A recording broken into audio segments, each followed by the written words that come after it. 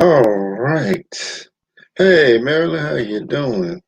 Yeah, I just got started. I had to share the video on certain platforms. Don't have a community tab yet, but one day I'll get one, and then people will just know ahead of time instead of using. Instead of just having to use other media platforms. But give me a second. Yeah, give me a second. I'll right get started because there was something I was gonna get, but I just got home from dance practice.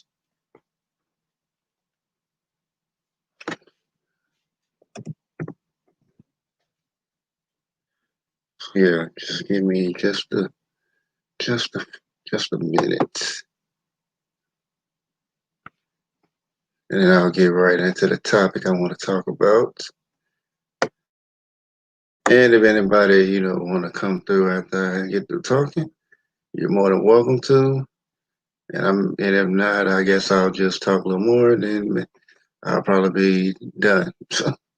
So that'll be that.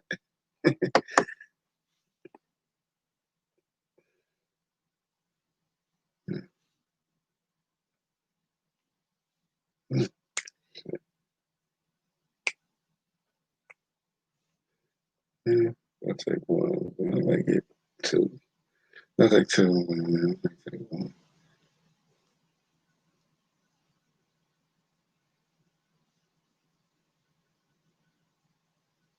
Hmm.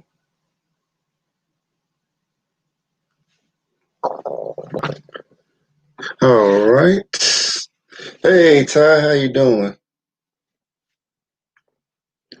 Yeah, I know you say you were cooking earlier.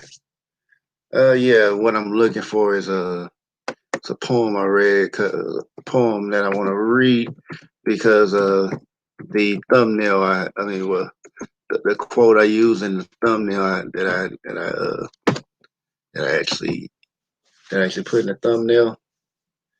Don't go gently and do not go gentle into that good night. Rage against the dying of the light.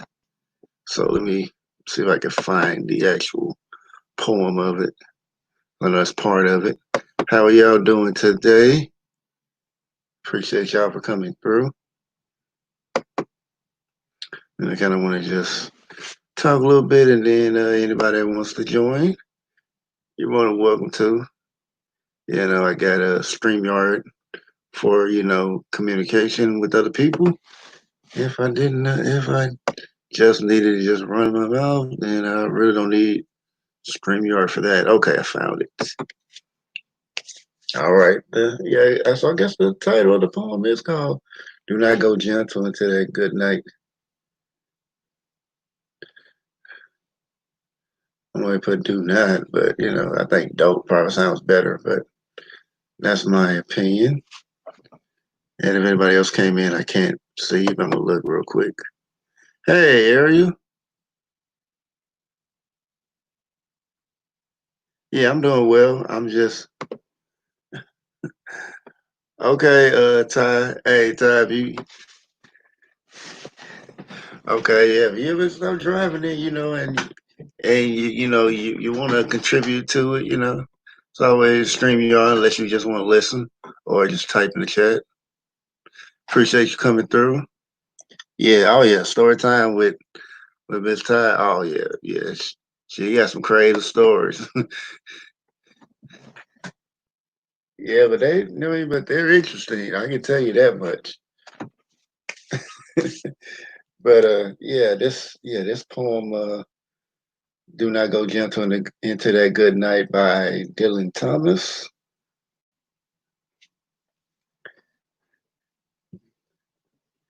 Hey, General, how you doing? Okay, I can kind of see you now because I got my phone up now. But yeah, so the poem reads, "Do not go gentle into that good night. Old age should burn and rave at the close of the day. Rage against the dying of the light. Against the dying of the light. No wise man in. Well, I'm gonna put it up on. I'm gonna share screen. It just makes it better. Yeah, I'm gonna share it on the screen so y'all can read along as well. But yeah, I do appreciate y'all for coming through on such short notice. I appreciate that, General. I really do. All right. So we got it up on there. I'm just gonna make it full screen so everybody can see it.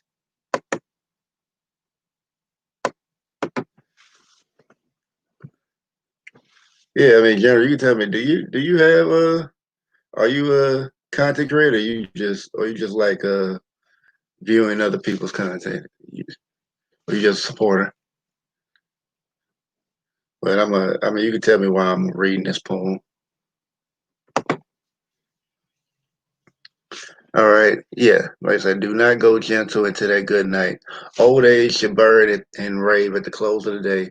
Rage against the dying of the light. The wise men at their end know dark is right because their words have forked. No lightning. They do not go gentle into that good night. Good men, the last wave by crying how bright their frail deeds might have danced in the green bay. Rage against the dying of the light. Wild men who who caught and sang the sun in flight and learned too late and grieved on this way. Do not go gentle into that good night.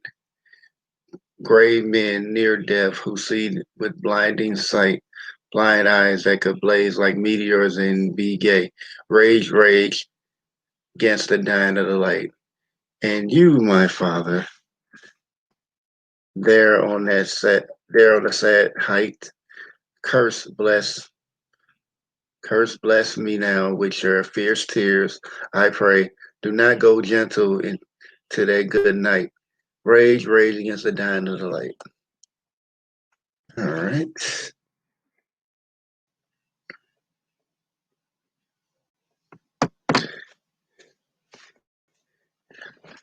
Okay, General.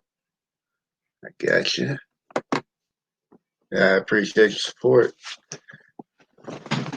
So, and usually I don't do live streams during the week anymore. I usually do them on the weekend, which hopefully if things are set up just right, it'd be a pretty extra special one on Saturday. I think everyone will enjoy the conversation.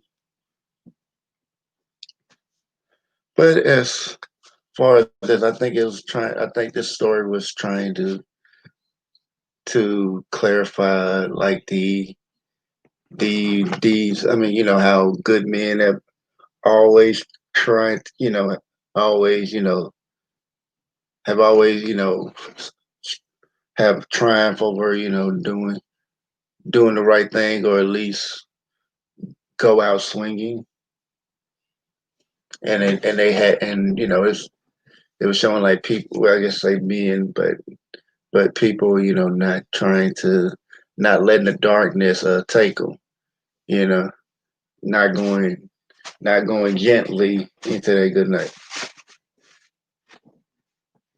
Not giving in to the pressures of society because if you really think about it, society, tries to push you into like just giving up your principles. Like maybe a good person may try to do what see to be the right thing or try to do people right, and you see people doing the opposite,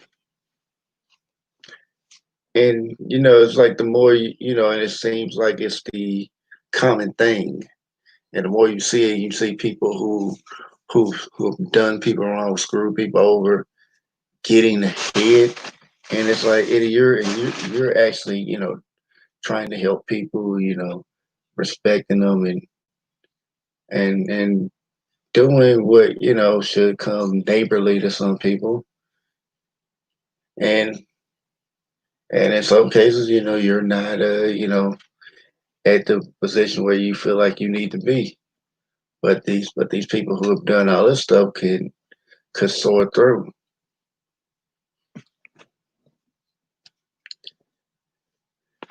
And I think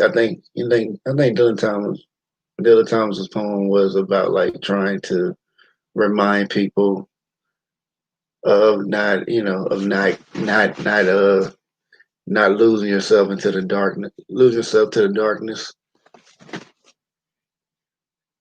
And I know that well, I mean, yeah, I know that it's like if you have a strong enough will, you probably won't lose yourself to the darkness. And this poem right here is the first time I actually read it, but I've like seen the quote like "Do not go gentle into to that good night." And I've heard like a variation of it from like Back to the Future. Have you ever seen that part where Doc told Marty McFly, "Don't go gently into that good night."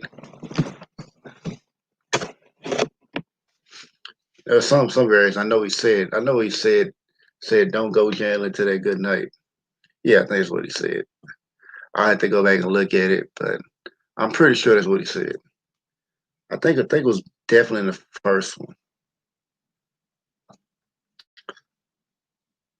So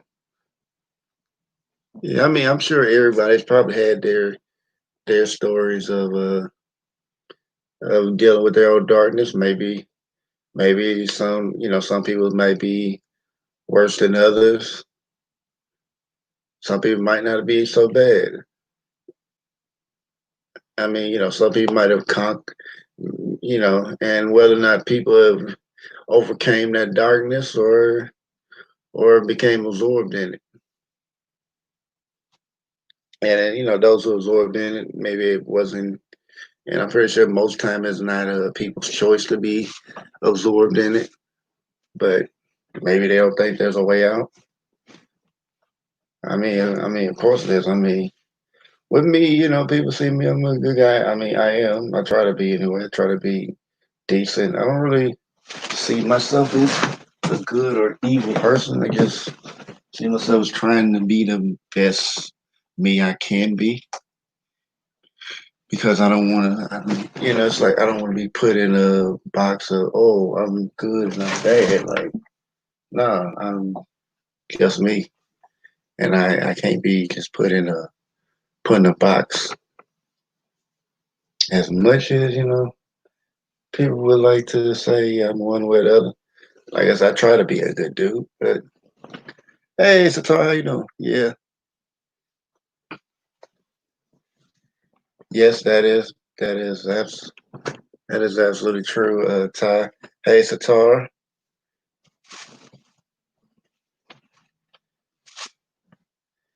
Yeah, I mean, maybe those people that maybe people who are darkness maybe don't think that they can get out of that darkness. And I mean, me, I've done some things that probably wouldn't reflect the character that probably see of me now. And I mean, it's like but that was my past. I mean, I'm I've done some horrible things. I'm sure everybody has, but I've probably done some maybe more than others. Or maybe they ain't as much as yours. But I used to do stuff. I used to be in a real dark place. I used to man, my mind was whew. I mean, yeah, where my mind was at, I kinda just had like a whole hatred for humanity at one point in time. Like I thought that humanity should be just wiped out. Like we need to do a whole reset button. That's it. I'm done. The reset. Maybe find a few people, just start it over.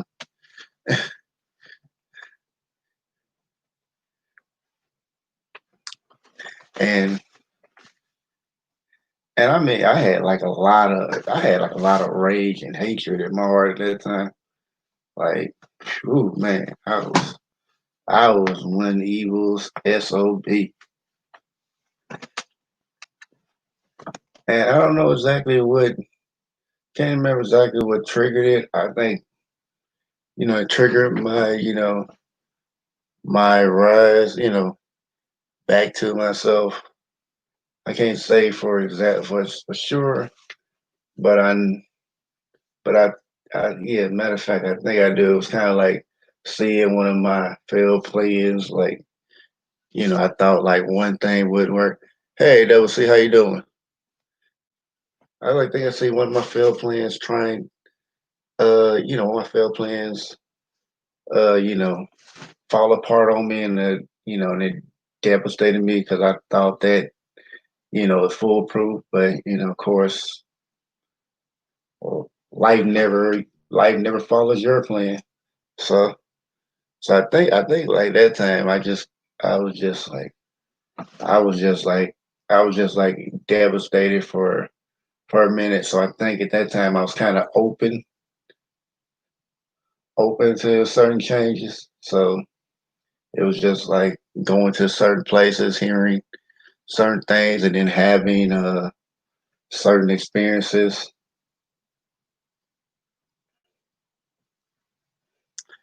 Now, not just crazy, like I was everybody, humanity in general. No, it wasn't just the crazies.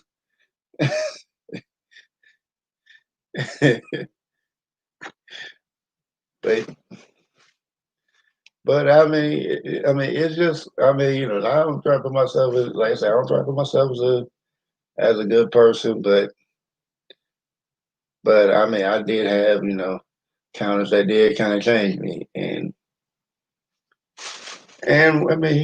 one of those was kind of seeing some kind of being, I guess I kind of thought it was the most like, oh, hey, Naughty has arrived. Thought Naughty'd be asleep by now, but the thing about it was, it was kind of like some crazy things. It was like almost it was some crazy things happening, and I remember like probably like one of the bigger things that really affected me, and it was crazy. It was like this picture of this head. I don't know if it was just like I don't know what it was. I don't know if it was just like in my head or whatnot.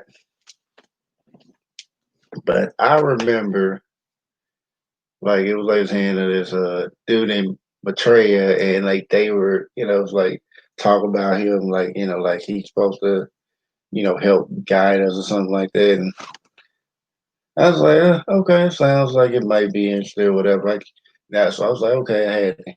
And every time like, yeah, just put your hand on it or something like that because it's supposed to be a picture of his hand that was like just a handprint that like taking it they had taken like that appeared on a mirror. Yeah, I think in Barcelona or something like that. No. I was gonna live. It was just gonna be like good majority of everybody that was gonna be hey DC, how you doing? Hey, everybody's coming out the woodwork today.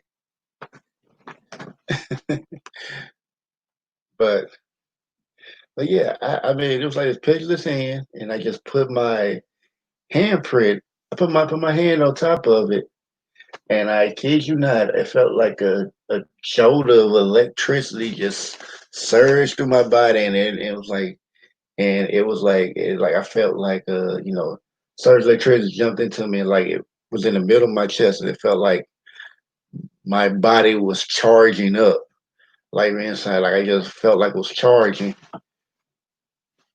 And I kind of think I just felt it for like maybe like about 5 or 10 minutes, and then like I kind of still kind of felt it, but then like just that day, like any darkness that I felt, kind of just slowly disappeared over time. And I just kind of like just I guess I just kind of just kind of changed my viewpoint. So I think that was kind of like the catalyst, and then I remember I remember I was asleep, but I don't think I was dreaming. And and I remember I was like in this I knew I was in this cave. It was like lit, but I didn't far as seeing I didn't see any torches. So I mean, I mean, it's gonna sound crazy. The story already sounds crazy, but but I mean, I know I was like I think I was in some kind of cave, and I didn't realize I knew I was there, and and I remember like there was this figure in front of me, but for whatever reason, it was not allowing me to see it. Like I mean, it was right in front of me. It wasn't invisible. It was just like it wouldn't let my vision really see it. Like it was trying to keep its presence. I mean hidden from me or something like that. It's like I could. It's like I could see, but I couldn't see him. It wasn't like he was invisible. But I mean, if y'all watch Doctor Who, it's kind of if you watch Doctor Who, it's kind of like the perception filter. It's kind of like that. It's like the person there, but it's like the perception filter doesn't make you want to see it. So it's kind of forcing you to keep your attention off of it. So I knew I was there, and I guess I stood there for a minute, and then for a second, then like all of a sudden, I started falling, and after I started falling, I wasn't in no ship, but I know I was falling, and before I just started falling, like before I fell, I knew I was going to wake up, so I tried to hurry up and get a quick look at the being that was like right there, and it looked like it was like in armor or something like that, but it had it was like in some kind of armor, but then like its head, it looked like a helmet, but it looked like it kind of like an ant, kind of looked like an ant, but it wasn't. It looked like it was just armor. I wasn't in no ship, but it didn't look like a ship. Hey, Topaz.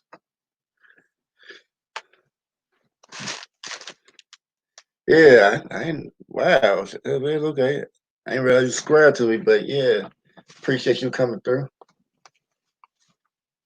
Yeah, but I knew. I mean, I knew it was like some kind of. I guess. I mean, I guess at the time I thought it was the Most High or something like that, or at least the form it took. Well, it looked like a helmet though. I assumed it was probably like some kind of helmet because it didn't look like it was supposed to. Well, I mean, the helmet looked like it had no. I mean, the bean. I don't know if it was a and not, but it didn't look. It looked like it was a helmet. It didn't look like it was supposed to be on his head or something. Like it didn't actually belong on his head or something like that. But whatever it was, I mean, I was definitely like, I definitely was asleep, but I don't think I was. I don't think I was dreaming though.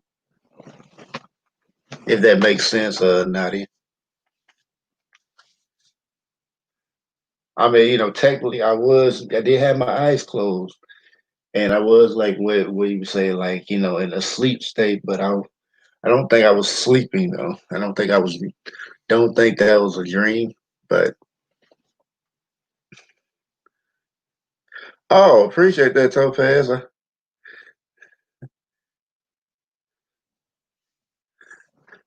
I hope that was a good thing. I mean, I hope they know nothing bad that you heard about my channel.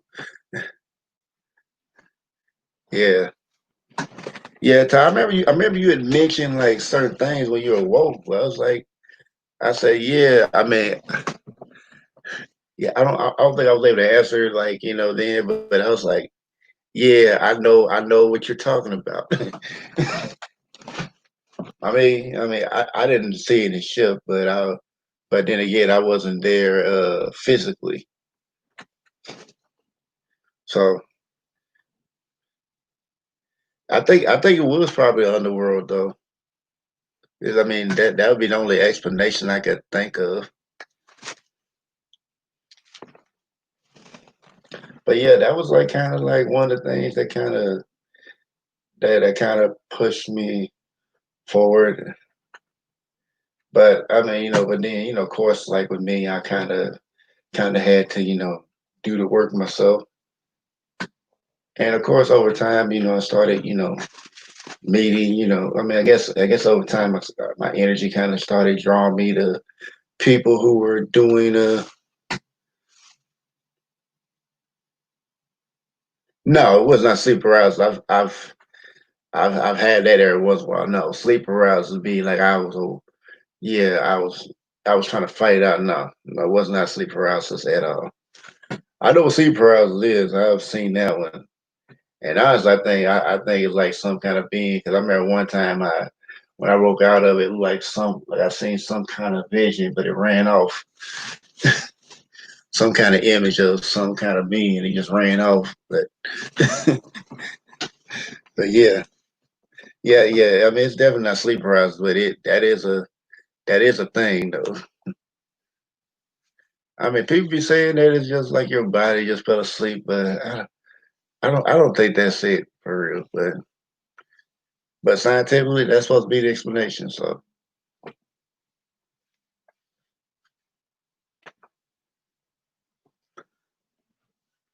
okay,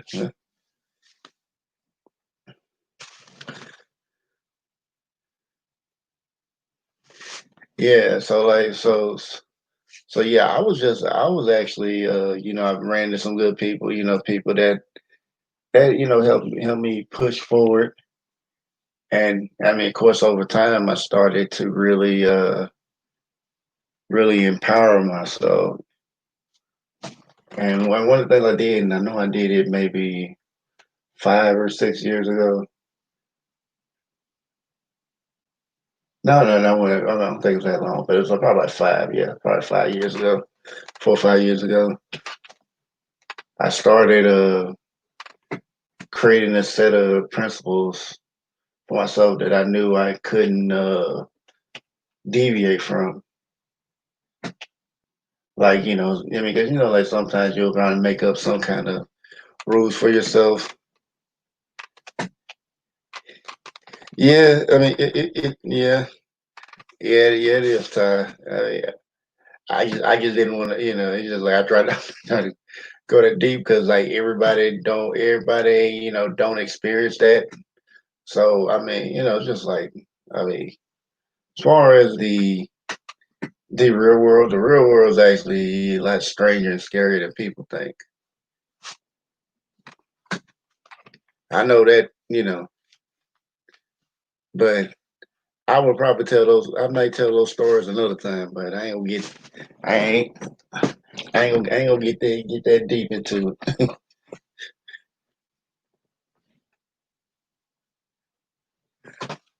But as hey guys, Spring, how you doing? But yeah, I mean, you know how everybody has like, they say they gonna do this and do that, like, even say it to themselves and they never do it, so they pretty much like lying to themselves. So I kind of just made it like where okay, I'm not going. These are something I know I could do with no problem. I ain't got to worry about deviating from. Oh no, Ty, I've tapped in plenty. Sometimes I wish I didn't have to tap in, but but I mean, of course, like when I was younger, yeah, it did scary. But yeah, like I said, this was like yeah, that probably something I probably tell another time because I don't want to go too far into that because everybody ain't ready for that.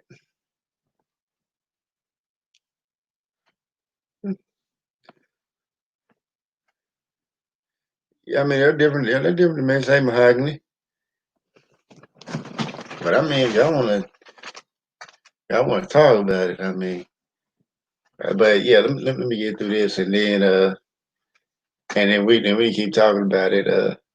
Yeah, I mean, I remember I set myself a set of virtues, like, and these are something like I could not, set of virtues and rules, like kind of like, people be talking about codes and all that, like it, like I actually created actual code for myself that I could not break.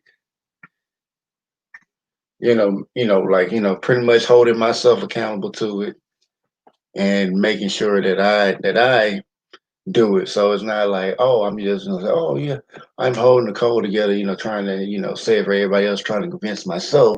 No, I actually had to.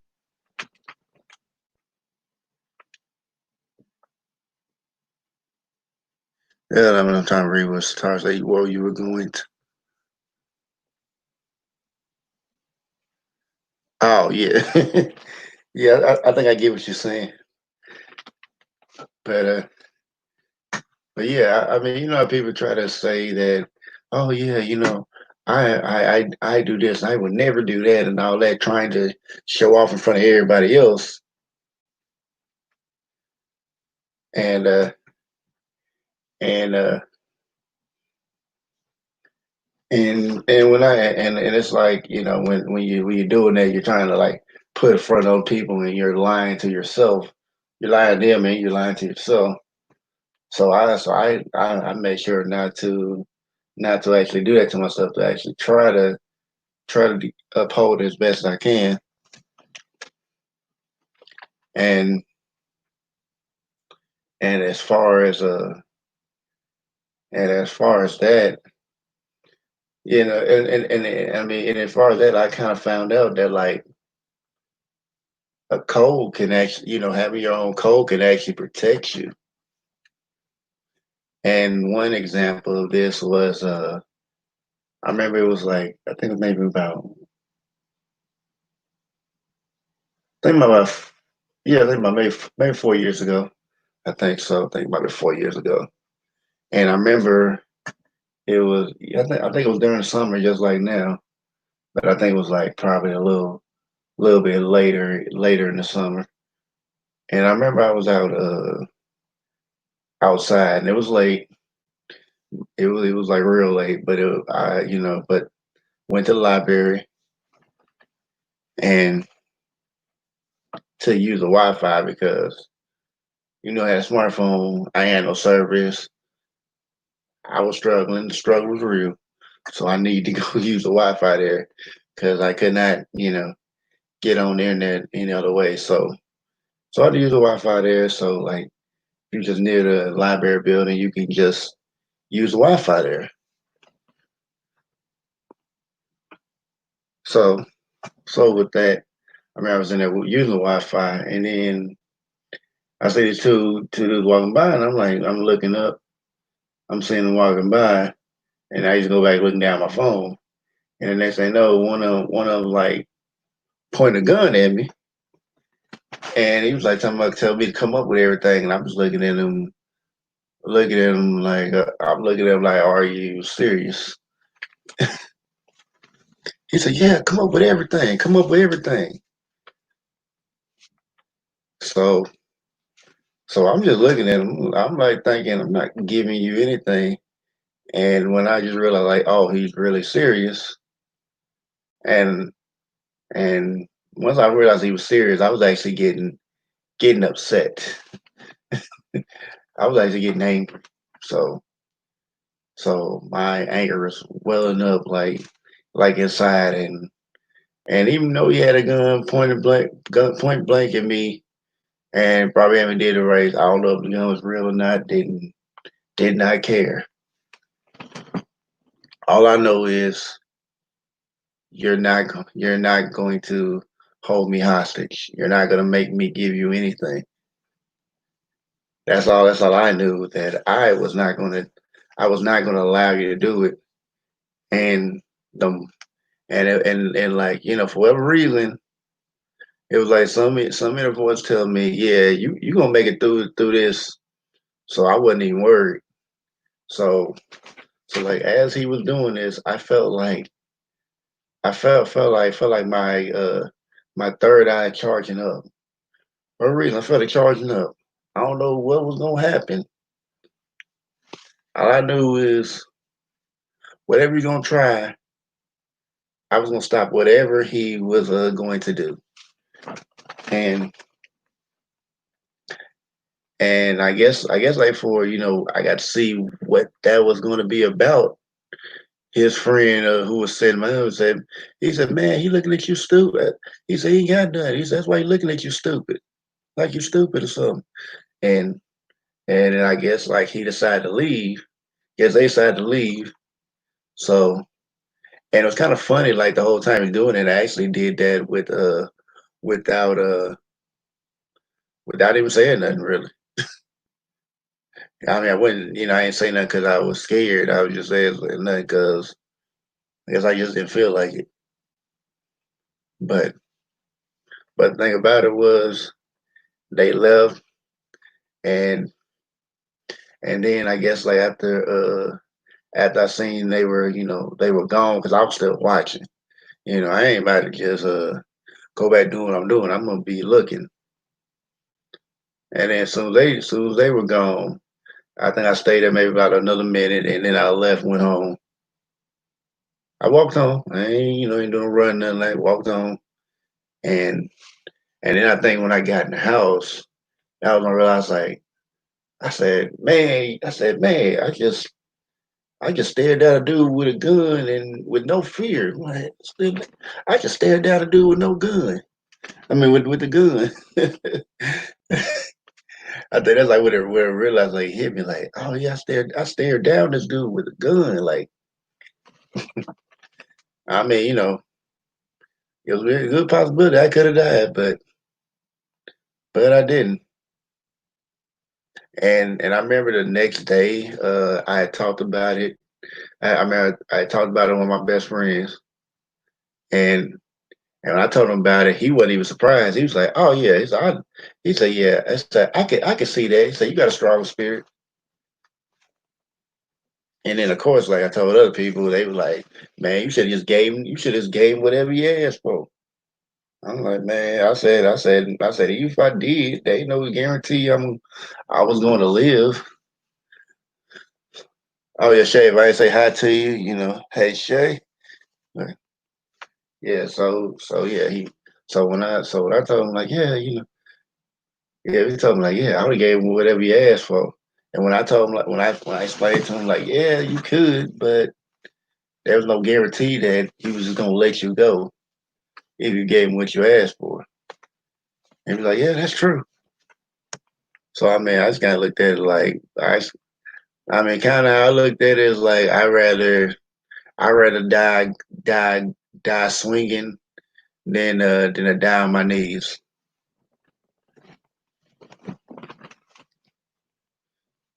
So I mean, I think like once I think that was kind of like what made me really realize like how powerful I really was, and it was just like really just inner strength, you know.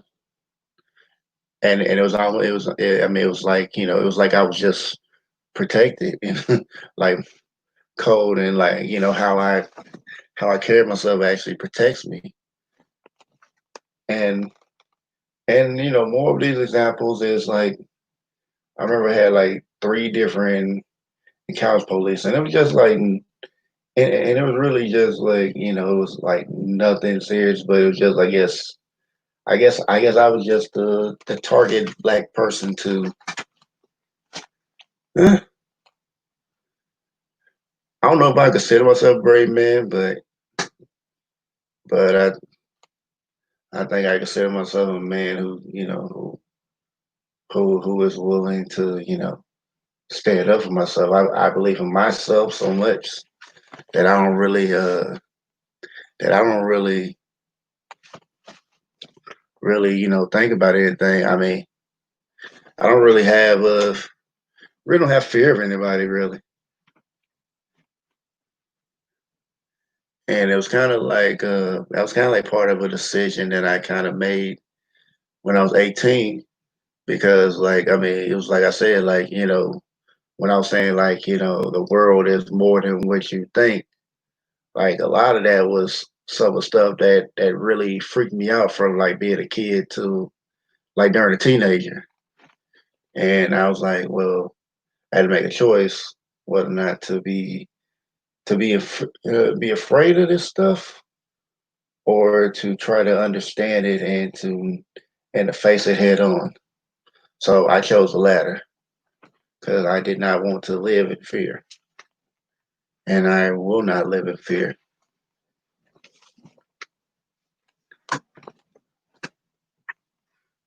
Oh, let me. Whoa! He said you got robbed, chased a dude down, down, got my purse back, and it was a sheriff. uh, Got my purse back. It was a sheriff car. Two people, two car. Sheriff car. Two people that worked in a grocery store. Would they help you or what, Satar? But yeah. But till you type that down. Yeah, I mean, it was like 2 hours. It was like 3 hours. I remember it was just like how I carry myself. I remember one time, I think my that's been four. Cause twice, I'd be sitting at the stairs library, and every time I wear, you can't, you can't sit there at the library. But I remember them coming through plenty of times. I remember the police coming through plenty of times and not bother me. But I guess like one time they started to bother me, and I'm like, and and it's like try to ask me for my ID and all that, and I didn't have it on me, but it was like I have my ID on me. So instead they asked my social security number, so I gave it to them, and of course they wanted to check and see if I had a record and all that, which I didn't. But so when they found they had nothing, they couldn't do nothing. So I mean those two cases they left me alone. But then I had it where yeah I think I might have mentioned this somewhere else, but I remember I was going home from because I was helping out I was helping out a church, like feed the homeless, getting place thing. I think I forgot what they called that that thing, but it was like something, like it was like during the winter, like churches would open their I mean, the church would open up to the homeless. They would give them a place to stay, feed them, let them bathe and all that, and let them sleep there for the night. And then I guess they would take them wherever they need to go after that, or take them back to the shelter, wherever they took them. And I remember that I remember like I had left. I think maybe around like 10 something because I was saying I couldn't stay there through the night. So so I left and I walked home because my house wasn't that far away from it. So I remember I was like almost home, and then I guess the police car side they decided to stop and try to ask me where I was going and all that. And and I remember telling them like because they were asking like what were you doing? I told them where I was at, told them where what I was doing. I said I was over there helping homeless whatnot, and I was just heading home. And and it looked like they really wanted to mess with me, but like my spirit, because I remember hearing something about like if you don't want anybody to infringe on your rights and you don't allow it, they can't do it.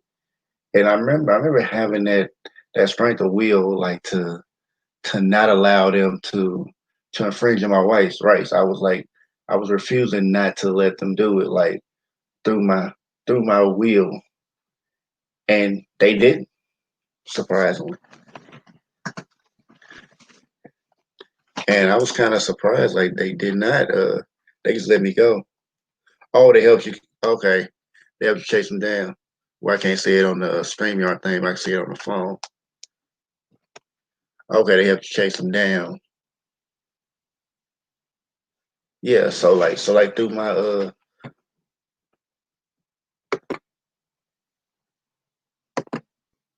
okay.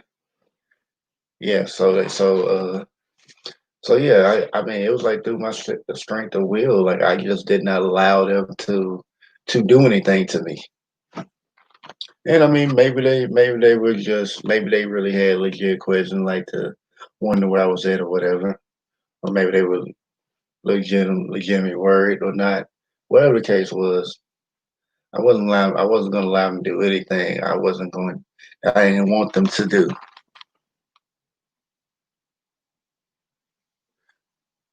No, it's really not. I mean, don't tell me they should ask you for identification is if they trying to identify you for a crime or something like that. But I mean, I guess it would probably be normal because people don't know the law, so are usually allowed to police are usually allowed to get away with that. It's just like when police like they'll like sometimes they'll ask you to get out of the car or they'll tell you to get out the car. If they tell you to get out the car, of course they know. I mean, probably know what they're doing too. But sometimes they'll ask you to get out the car depending on where you're at. But sometimes I mean some parts they may just tell you. Which if there's no no evidence of a crime, you don't have to get out of a car, get out of your car, and they tell you like, yeah, you're supposed to get out of the car. No, you're not.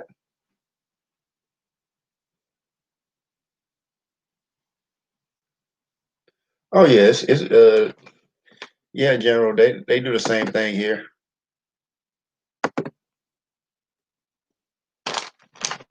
Is yeah, yeah. I kind of heard UK and the US kind of got like the same similar issues. I wouldn't say the same. I would say similar because I don't know exactly how it is. I've been only going from what I heard,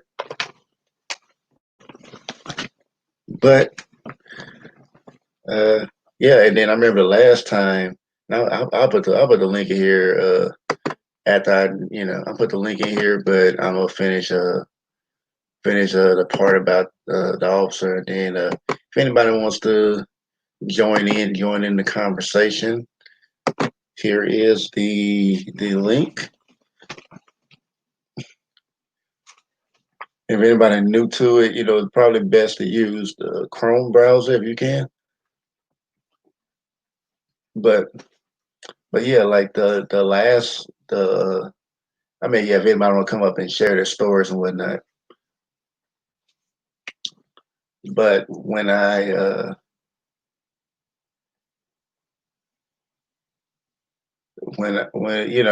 like I think maybe like the last time because I know like one of those two times at the library. I remember one officer asked me, one policeman asked me for ID, and like I was just looking at him like, no, you never do that. He's like, no, I'm not trying to mess with you or anything. I just and I think maybe something did happen in that crowd because they said like there was somebody that came around this way, but I'm like, well, they say took out a wine bottle or something like that, and I'm like. I'm like thinking, in a wine bottle. So I think he may have just asked just because, just to make sure, like, okay, maybe see if it's really not me or something like that. But whatever the case was, it was ended. It was settled pretty quickly, and that was it. And I remember like the other time, I remember I went to this church, and they had like this thing like where everybody would come and eat. But I think it was like kind of like a meet and greet type of thing. And I remember like because I was going there and I was like, and when I went in there, like I really had to go to the bathroom, so I was just trying because it was like a lot of people there. So I was trying to save a seat, and I guess like I had like a kufi on, but but it kind of I can see. I was like, cause like when I came in, I was like, I hope they don't. I put it right there, and I'm like, I hope they don't think I'm trying to blow the pace up like that. And when I went to the bathroom, when I was about to use the bathroom, they said no. The the officer that was security there, he's like, yeah, can you come outside? Can you come out? I'm like, and then that's like when they had the bag, I was like, oh, I knew it. And and when I seen that, I mean, when I see the bag, I was like, okay, well, I just show them where everything that's in here. So do like do like that. Now, I mean, if it was like a normal situation, something like that, I wouldn't even probably bother to even do that. But since he was acting as security for this place, I just went ahead and did it. So I did it, showed him there was nothing there. I was like doing the most like, yep, that's it, nothing in there, nothing dangerous. And then after that, as I put everything up, then the cop started apologizing to me. Like, he said, yeah, I'm sorry, it's just part of the job. I said, yeah, I understand. You had to do what you had to do. And and then I went back in, I guess, seeing whatever was left. And then I think when I came back out, also just like he really wanted to apologize to it. He really felt bad. Kept apologizing, like, I'm really, really sorry. I said, no, you're fine. I'm like, there's nothing, you ain't got nothing to worry about. You're fine. And he kept apologizing to me. So when I say that, I was like, well, okay, this officer really apologized to him. But I mean, it was crazy though. So so with that, let me go ahead and bring up Satara. But anybody else wants to join, you're more than welcome to share your stories. Use it long how use it talk. But how you doing, sister? Hello, hello. How are you? I'm doing well. How about you? I am well. Just my head has been buzzing, so Okay. I'm like, ah. But I was going to say that the officer, well, the sheriff, after we got done chasing him, and they sat me at the ambulance. The officer, the sheriff, was like, that dude usually has a gun on him. I don't know why he didn't have the gun today, but he's We been. talking about, you talking about the sheriff? No, the guy that robbed me, that took my purse. Oh. He took my purse, but we chased him down. It was crazy. I could have sworn I was on TV. So it's me chasing him, yelling. The sheriff car is driving between all of us that's running after this guy. Man, it was crazy. And then when we got done, the sheriff was like, that I just want to tell you that guy usually has a gun. He's been robbing people at gunpoint. You're the only person that chased him. Nobody else chased him. That sound like a movie right there. I know. I was like, look, he had my purse. And at that time, I was into going to the doctor all the time. And I was like, he had my purse and he had my $15. I was not about to go to a teller to get 15 more dollars. The sheriff was like, $15 in your life. Like, let's look at this. I was like, look, man. He took my purse on the wrong day because I chased him and I could feel it. The funny part is, after the sheriff told me all that and I sat there, when I went into the grocery store, I felt like somebody was staring at me. It was the weirdest thing. I feel like somebody's watching me right now. But I didn't think nothing of it. I went in, I came out, and even when I came out, I was still like, man, I still feel like somebody's out here in the dark staring at me. And sure enough, I opened the trunk. My purse is on the top of the grocery cart. I never do that. I always put my purse inside the car. But this is the only time I didn't do that. And that guy just snatched my purse with my little $15 in it. I chased him down. And I yelled at him. I was like, what's wrong with you out here stealing people's purses? Do you know my $15 was for a doctor's appointment? The Wow. sheriff was like, calm down, calm down. I was like, no. He out here robbing the wrong people. You need to rob somebody that's got a lot of money. You robbing the wrong people, dude. Like you need to step your game up. The sheriff was like, please stop talking. I didn't care. Who called him? You or the sheriff? The sheriff got in front of him. By the time I was like right behind him. The sheriff got in front of him before he could go into the neighborhood because it's out in the country. There was a neighborhood right across the street that the sheriff called him right before he was going to cross the street to go into the neighborhood because if he'd went to the neighborhood, we'd have lost him. Right. I was right behind that sheriff. I was like, forget this, man. He stole my purse. I was yelling help, you know, Yeah. because they tell you or fire. Yeah. I was yelling fire at that time. I was like, fire, fire, but I was running. This is about, man, that's like a while ago. It's been almost 10 years ago. Man. But yeah, I probably could have got shot too. So, Hey, I mean, I was,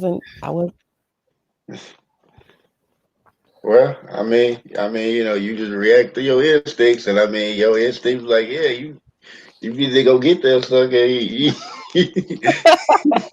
And and say you have a gun on him. It's like you caught him on the wrong day. You caught him on the wrong day, yeah, and I chased that fool down. I was not having it. would you have called him if the sheriff hadn't gotten away, or No, because like I said, he was right. He was at the neighborhood where he would have crossed the street. He'd have been in the neighborhood, and I don't know that neighborhood at the time. I okay, didn't know. Yeah, okay, I just reacted. yeah, That was just instinct for real. That was intuition because there's no way I would chase anybody. I would never do that. But that day, I chased him. I must have had a rough day or something. I don't remember, but I remember him taking my purse with my $15 in it. yeah. Well, it's a good thing it worked out good. You got your money. He got locked up, and you know, got home with your groceries, and everything was good. Yeah, I went to the hospital that night because I told him I felt like my chest was about to be blowed out, but that was from the adrenaline, the adrenaline rush. Yeah. I was like, I feel like I'm about to have a heart attack. He's like, ma'am, you just got through chasing this dude down. Your adrenaline is just high right now. I was like, oh my gosh. You ain't do the George Jefferson. I'm coming to see you. Well, you gonna come to see Yeah. Yeah, it's you. confidence friend. I was about to go see him for real, whoever it was gonna be. Oh yeah, Sarah's son. Okay, I got him mixed up. Oh. Oh yeah, no, yeah, you're right, because that's exactly the way I felt. And I told my daughter about it. She was like, what? I was like, yeah, I chased him down and got my purse back. She was like, Mom, you never do stuff like that. I was like, look, I had to go to the doctor and this dude took my purse. I didn't even cuss. I don't cuss. So it was like when I got to him, I was like, why are you out here stealing people's purses? What's wrong with your life? I was just giving him a whole lecture like I was his mom or his cousin or something. It was like you over there browbeating away like, why are you doing this? You should be Yep. ashamed of yourself, young man. That's exactly what I was saying. That's funny. That's exactly what I was telling him. I was like, you should be ashamed. You out here robbing the wrong people. I told him it was the wrong people. You robbing people that have less than. You in the wrong area for that. I don't even know why I said that. But I was just yelling at him because he was tripping. Crazy dude. So you ever find out what happened, or you just No, well, what never? I found out from my daughter's cousins that everybody knows that dude steals all the time. Because I described him, they was like, "What? Pedro was stealing again?" He was known as the common thief in the neighborhood, and I was like, "What?"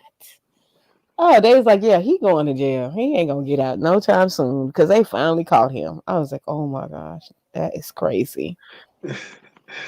It kind of reminds me of the Friday the next like that Santa Thief or something like that. Rick Snyder playing. Oh, that's right. That's funny. Yeah, nah, that was. I could laugh about it right now. I wasn't laughing when it happened though. Oh yeah, I can I was imagine. I was like, you need to, literally, I was just like, you need to get your butt whooped for doing out here doing that to people. Like I'm telling you, I went on and on. The sheriff was like, please be quiet, ma'am. I was like, no, he's out here doing people wrong. Yeah, Yeah, when I told everyone about it, they were like, what? You never would do something like that. I was like, shoot, not that day. yeah. I don't know what I would do if somebody stole my purse right now. I'm gonna be honest. I probably would punch him in the face. I'm just gonna be honest about that. Because I probably would have trauma. I probably have trauma from it or have a flashback. I probably would have a flashback and I probably would punch him in the face because I would have PTSD from that. Like you trying to steal my purse again, and I can't do it. I'm not going through that again. That's the way I kind of feel. But Give him that 1-2. yep, that's see. I told my daughter about that. See how you said that? She was like, "Mom, but you don't fight." I was like, "Nah, but look, you got to give them the 1 and the 2. They're gonna be laid out." She was like, "Oh my gosh, I can't believe you're saying that. You're so kind." I was like, "Yeah, I am kind, but some people need the 1 and the 2." Right. Yeah. I mean, I started watching one YouTube. It's Ready Five. Like when he play the game, like we be fighting about it, and he be like, we be winning. Could have went pro. Could have went pro. Mm. I That's was like, yeah, funny. yeah, oh yeah. The dude was funny. That's like hilarious, like content usually like game voiceovers and all that. But Yeah, that's yeah, funny. he's like one of my favorite YouTubers. Like the white, like yeah, especially like his game channel. I wasn't really into it at first, but I think when I started watching more, it's just like yeah, it's kind of got into a space with game and like watching, and I just kind of binge watch on it now because like with some of them or some going out just I'll be looking forward to the next video that comes up on it or something. Right. That's cool. Yeah, I don't play video games. Most video games I used to play was back in the day. People might know, like yeah. Pac-Man, Tetris, Oh yeah, I remember. Yeah, Galactica. I don't know what it was, but I always wanted to play Galactica. Like I always wanted to be like I was in the stars. I was like, yeah, and I could go up there and just wipe some crazies out. Cause I call them crazy. I don't know. That's the most I get at video games. That's the most I've done. But yeah, I loved Galactica. But I know why, because I believe like I'm a star seed or so.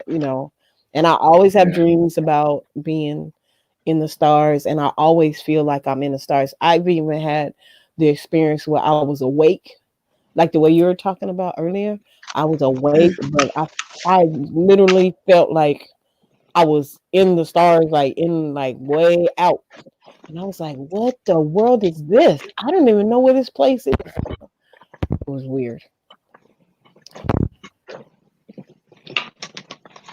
Yeah, yeah. I mean, my theories on it. I don't want to get too deep into it, even though Yeah.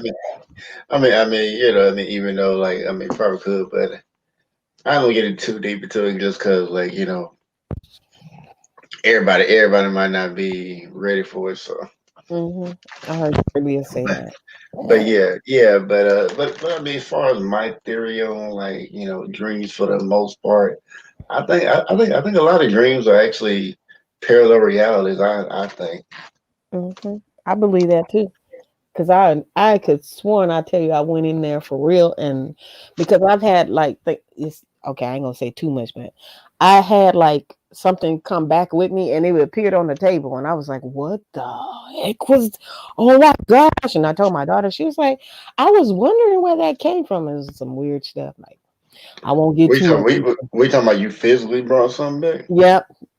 It was, Oh wow. yeah, it came back, and my daughter was like, I was wondering where this came from, but I ain't gonna get too much into that. But I was like, Yeah, yeah, yeah, I went in yeah, there and it came like I saw it, but it's not something I bought. It's not something I already had at my house. It wasn't anything like that. So it creeped my daughter out. She got the creeps, and she was like, mhm. I need you to stop. Don't do that. Don't bring stuff.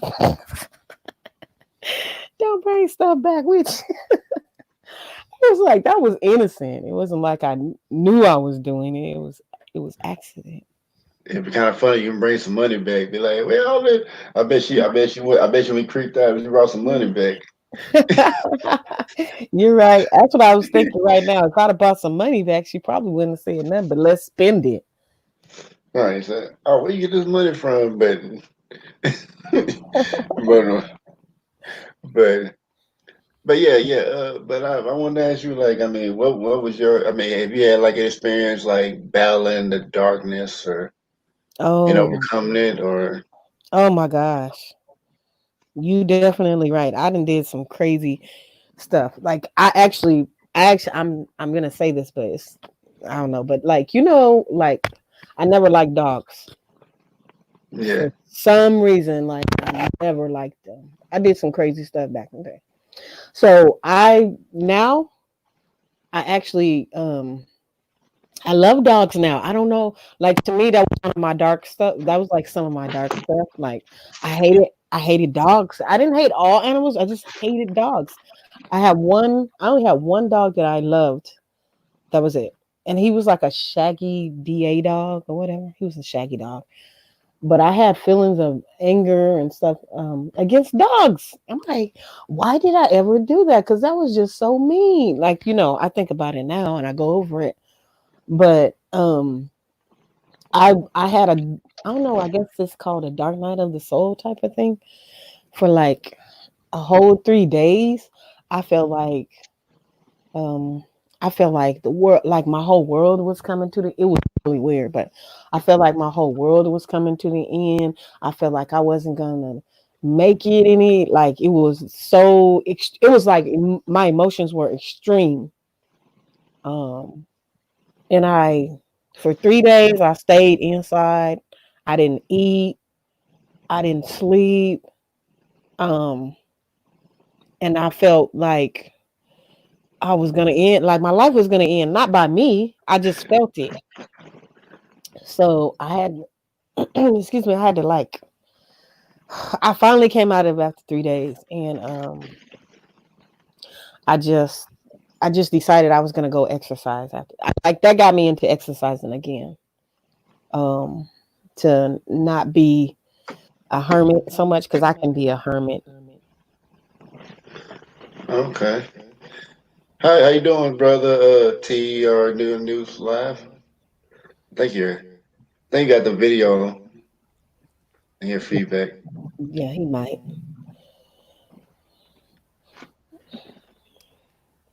But yeah, Okay, is there a feedback coming from my end? Thank you so much for having me. Let me see. Yeah, yeah, I'm still here. yeah, Um, you mean there's a feedback? You're saying yes to a feedback. Yes, that feedback. Okay, let me fix that issue and then I will jump back in.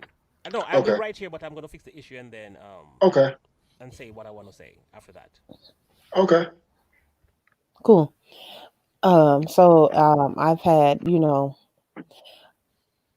fortunately for myself, I went through so much emotional trauma and damage that I actually know that a lot of the experiences that I do have, they are from my childhood. Like all the trauma I experienced, I know that's what made me at certain points in this lifetime.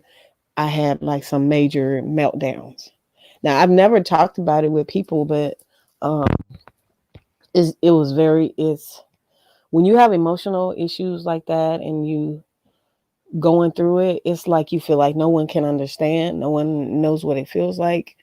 Um, but being on the other side now, that I've experienced like a lot of the trauma and stuff that I experienced as a kid, and I went through it. I know I could have totally ended my life at any point because it was very damaging. It was very harsh, but For some reason, my little spirit didn't want to give up. It was like no. But yeah, I've had like a lot of trauma. And that's probably why I ended up doing. I used to be a social worker. Uh, Um, so I believe that's why I ended up doing social work. I didn't want to be a social worker. I wanted to be a doctor.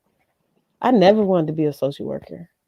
That just happened pretty much because I was like, I want to be a doctor. I was in pre-med school, like for real, like.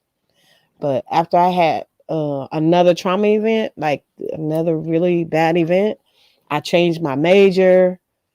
My folks was like, "Ooh, you changed your major? What's going on?" Like I changed my major. I changed the way I dress. Like I started wearing hippie stuff. They probably thought something was wrong with me. I started wearing hippie, bohemian style. I was chanting, like playing my drums like I do now. My drums, ringing bells. Like they probably thought something was wrong with me. you didn't live in like the van and have like sunflowers. That's funny you said that. I always wanted to own the Scooby Doo van. I always wanted to have that van.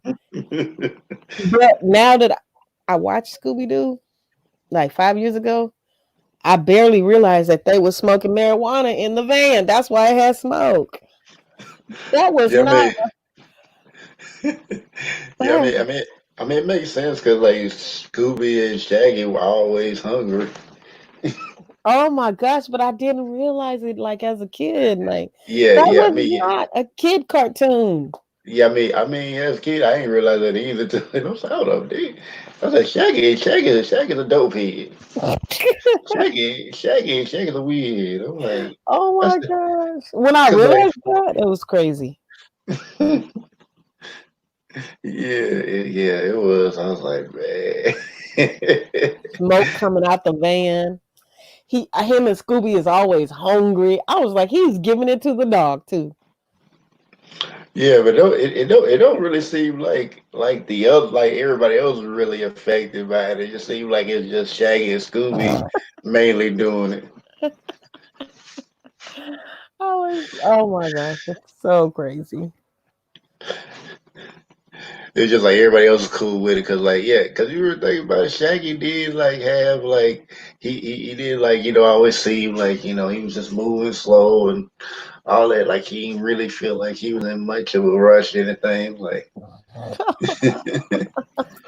I haven't watched Scooby Doo since the day that I realized that they was high all the time. But right now, though, in my state of mind, I'm willing to watch it one more time just to see all the stuff that I didn't see.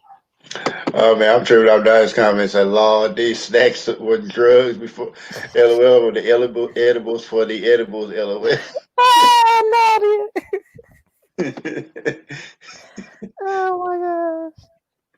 Yeah, I thought Nadia was gonna come up here. Yeah, she was giving me hell. She was throwing all kind of shade earlier. Oh my gosh. Gotta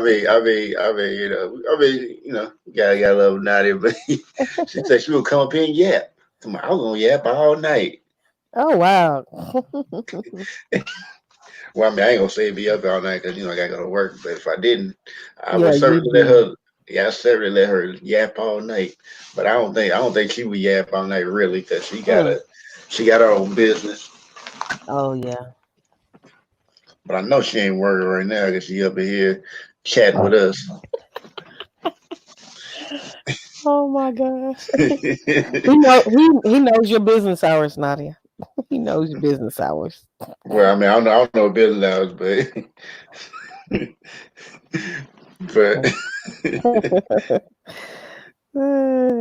yeah, I gotta get you back early now. But Is my thing up loud enough? Because I saw that Nadia said it was low. Is what she my was talking about? She was talking about TR's Oh, okay. yeah, the guy that came here early. Oh yeah, I was waiting for him to come up. I wanted to hear what he had to say. I don't know who this troll is right here. First of Yeah. all, okay, I said I could yap all night, but we're not going to be yapping all night. But I can't. Mm. Now you you didn't say now you didn't say you weren't gonna do it. You said I yap all night. Let me see. Of course. Oh my but goodness. but since I got you up here, you got any stories of you overcoming the darkness, something like that, or I don't know if a story that you may want to tell, or A story of overcoming darkness? yeah, in your life. Oh gosh. I mean, if it's too personal, I ain't gonna you don't have to tell it, but I just thought I'd ask. Ooh, I'm trying to think if I have any. Oh wow. Wow, that's nice. I like that. Yeah, I don't really, I mean, All right. gosh, I don't know. I'm just a real spiritual person. Not religious, definitely not religious. I'm definitely not a religious person. I just believe in the universe so much that, like when things happen, it's for a reason. When it doesn't happen, it's for a reason. You know what I mean? Yeah, So when you say darkness, I look at negative moments as a learning lesson yeah, and a season. So if things happen to me and I don't agree and it's in a disagreement with my spirit, if I don't see it fit for me and I'm like, it tears me up inside, I find a moment of just to be able to humble myself and just, okay, this is where it went wrong. This is probably why it happened. I just let the universe work itself out and move on. Life is too short to stress or anything like that. So I don't know. I mean, dark moments, if I could think of any dark moments, it would be losing my parents. That's about it. But Oh, even in that, you know what I mean? It's like, it's a dark moment, but it's also a blessing in a way that I at least got to know them. You know what I mean? right. I was able to share this sacred space with them. right, right. So, and I learned a lot from them. I just lost my dad this April, and Oh, yes. I lost my mother on my birthday a long time ago, on my Mm, 20th birthday. I'm sorry to hear that. And but I don't even know if I can. I mean, I don't know. It's definitely a roadblock, but I'm just grateful for it all. I really am. So I don't really have too many moments like that. I try to release immediately. Otherwise it'll kill you. It'll eat you up inside. It becomes depression. You deal with things, you harbor feelings, you deal with issues. If you're not able to deal with them correctly, that kills you. Yeah, I think last I got older, like when I was talking about like it's okay to to talk to yourself because like usually if you ain't got nobody to talk to sure you can Oh, vent to yourself. absolutely. You can vent to yourself. Absolutely. All I say is like make sure you do it away from people so they don't put you in the white suit or something like that. Yeah. Right, right.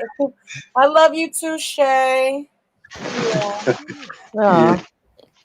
Oh, That's- I was just saying like I just had my children miss my dad a lot.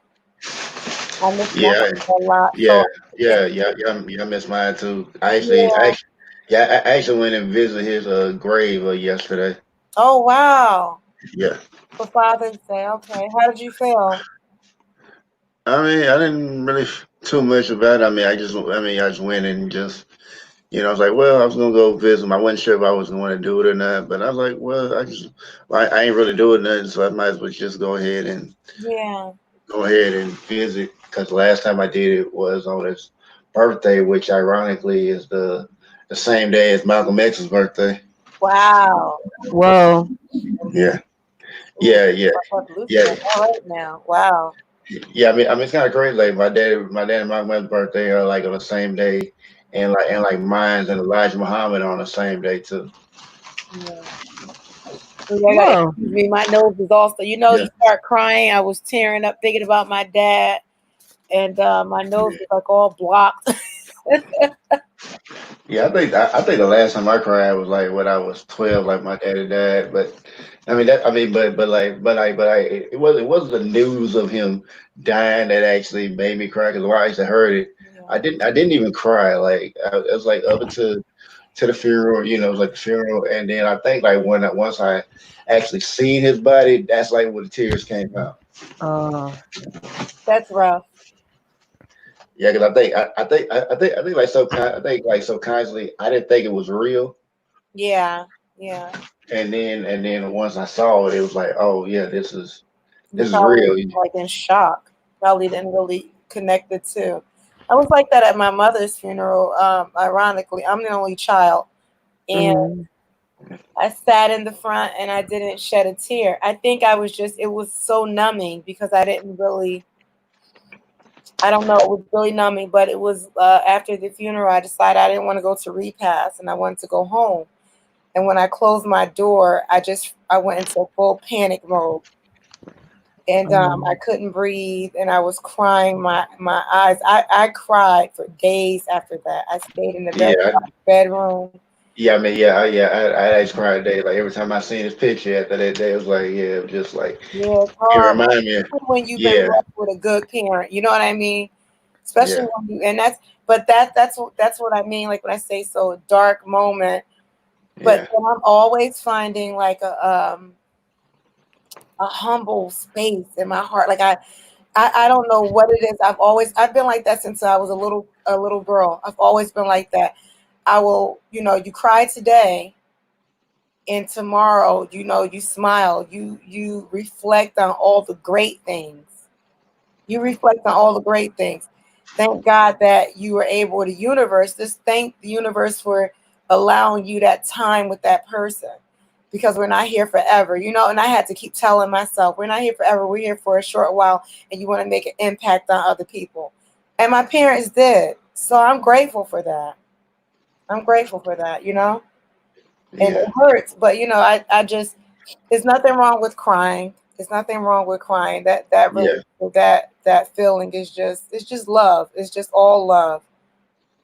yeah, yeah, yeah. I mean, it was kind of like, it was like I kind of found stuff out of my daddy. Wasn't such good stuff. Like, I mean, even though like people like, oh yeah, that's a horrible person. I'm like, but my daddy took care of me and never let me know about that part of my life. I actually found out after he died. Like, Right. Oh, like wow. I'm my mom, my daddy knew, like, and I mean, they never told me. They kept it out, and I guess like the people around them, because like I used to, when I would come to my girl house, like I used to go around the neighborhood with my dad's at. So like Right. I never seen, him, doing anything that we would consider wrong. It's just like, yeah, Yeah. they Hold see on. me. I guess like everybody had their respect. Like they weren't gonna show, that part of it to me, or I guess like to me. So it's like, okay, I mean, we ain't gonna let them see this, because maybe my daddy probably told him like, yeah, don't do that around, when you see me or something like that, or whatever the case was. And He shielded you from what he was doing, so you wouldn't be yeah, um touched by it or harmed or I you know. guess I mean, whatever he did, I know, yeah, he probably was trying to take me from something, but Yeah. Okay, now I can breathe. I have to blow my nose. Whew. Oh. Yeah. but I mean, yeah, I mean, it's just like, I mean, like I said before, I don't really see myself as a good or a bad guy. I just try to, just trying to be the best me I can. So try to do. Absolutely. Have you always been like that though? Uh, I don't think I've always been like that. I think maybe I had been, maybe I guess maybe I had been as a kid, and then like somehow lost my way, and then I just kind of found it again. Mm. Found what? You know, my I guess maybe who I really was. I guess. Oh, okay, okay, I got you. Yeah. Wow, that's great. Yeah. Well, You'll be confident enough to say that and not not feel any kind of way about it. Just knowing that's just the way it is for you is like one of the best things for other people to witness. that they don't have to be thinking that they're good or bad. Like Right. they just who they are, and it's not to say that things don't happen, but two people, there's some people that just, that actually think the way you do. Then there's some people just think like everything is either good or bad. But I won't say what I was about to say, but they just believe like it's good or bad. It's only this one way, and that's not Yeah, true. yeah. I mean, it's like Thank think God for about that. difference of opinions. Like the world would be so damn bland if we all thought alike. So, Well, I mean, then on top of that, like the world doesn't work in absolutes. right. Mm. I mean, I mean, if it did, it'd probably be like one crazy topsy turvy world. Yeah, this is true. Ah, I mean, think about, for example, what if, like, like somebody stole something, from somebody, and you couldn't get back what was stolen from you, like the legal way, and like the only way you could get it is to steal it back, and if it like working absolutes, like, oh, I mean, maybe that person probably get, probably, something happened to them, but then something happened to you for stealing it too. So it's like, I was like, where's the balance there? It's like the person was just getting what was taken from them back, so they didn't really. The person who had took it back wasn't really doing anything wrong. They were actually just getting back what was taken from 'em. oh But wow, yeah. but they can be seen. I mean, but in, like, if you like looking at absolutes, they can be seen as still like, so you're no better than that person for doing Mhm. that thing. Yeah. It's just funny that I don't think about people like that anymore, and kind of I kind of feel like, not kind of, I feel exactly like it's one of the hard programmings that gets set into your brain. So as a young kid and going to school, and I'm putting quotes around school, Yeah, Hmm. um, going to school and like I just remember like when I was younger, like younger, but like 7 years old, because I have a memory, I have a blank memory. I have a blacked out memory from 8 years old to like 10 years old. I have no memory of that at all. yeah, Wow. So and something traumatic. I know something traumatic actually happened to me, and I'm not ready. I guess I'm not ready to see it yet. But I keep getting these flashes, and I'm thinking like, okay, something's about to happen. I'm gonna see it, and then I'm like, oh no, I'm gonna see it, and then am I gonna go through another dark night of the soul?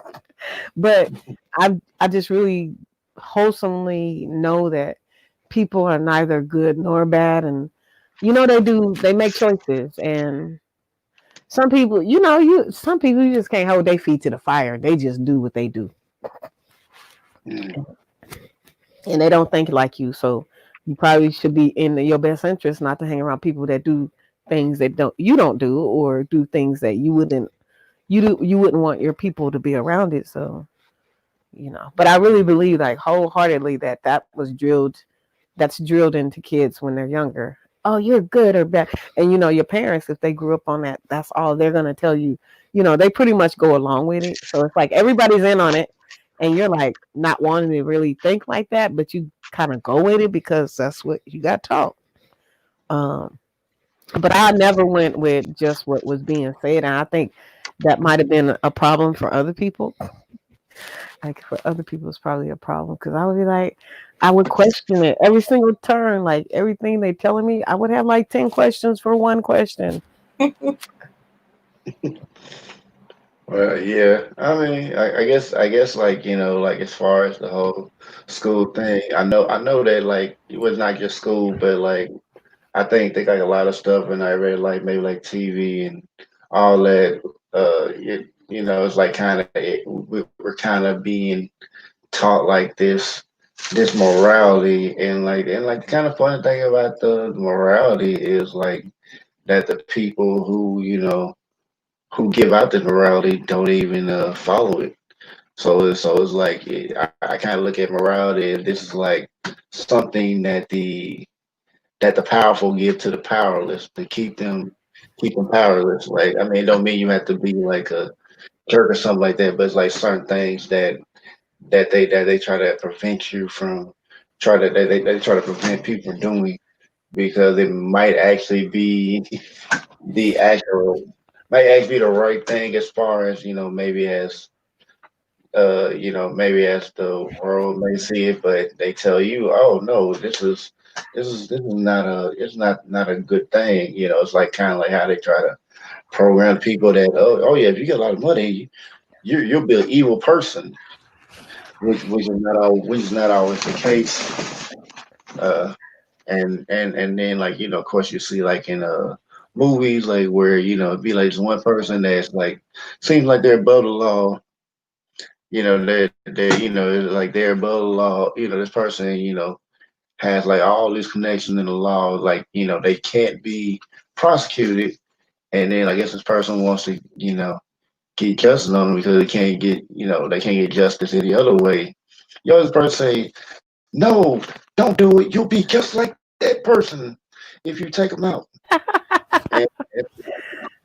And I'm just like thinking like, well, no, he won't, because once he stops him, once he takes him out, he's done. The other guy probably would keep doing all kind of stuff, so he wouldn't necessarily be like him. He would just take down somebody. I Yeah. mean, it was like you're in a position where like you were. I mean, and I hate to use this example, especially when I was going, oh, but what if you're like cop, and I'm not talking about the good cops that actually do their job, not the ones that out here, harassing and killing people for no reason. But what if they had like stop like actual bad guy that had a gun, and the only choice this also had was to take out the bad guy, and he had no other choice. Like he couldn't, this guy wasn't gonna listen to anything. This guy was going to, snap at any minute. You could tell that this is gonna happen, and only way he could stop him is to to take him out. Is just like that's. I mean, that's kind of like kind of like the thing that you kind of think about. And like I said, I wasn't trying to, I'm not trying to use example to justify police brutality. I in no shape or form support cops. I do not support cops snitching or any type of thing dealing with law enforcement. Mm, That public service public servant. public Because service announcement. back in the day, there wasn't really any law. People were the law. Like people governed themselves. Right. And Yeah, I mean, yeah, yeah. But once you had like a society, eventually people had to create a system, for everybody to follow. Otherwise, it would just keep being like every man for themselves. do you really believe that, or do you really think that though? You think Well, humanity? You think humanity would just be like, yeah, we just gonna do whatever we want? Like, you think there really would be that way? Like, well, I, it's like the whole thing is like that's why they created these laws stuff so they didn't have to be like that. Otherwise, that's what that would be like. Survival of the fittest kind of a society. mm, yeah, I kind of like think it's survival of the fittest anyway. Right now, the way it's being shown, it seems like it's showing you survival of the fittest still. It sure is.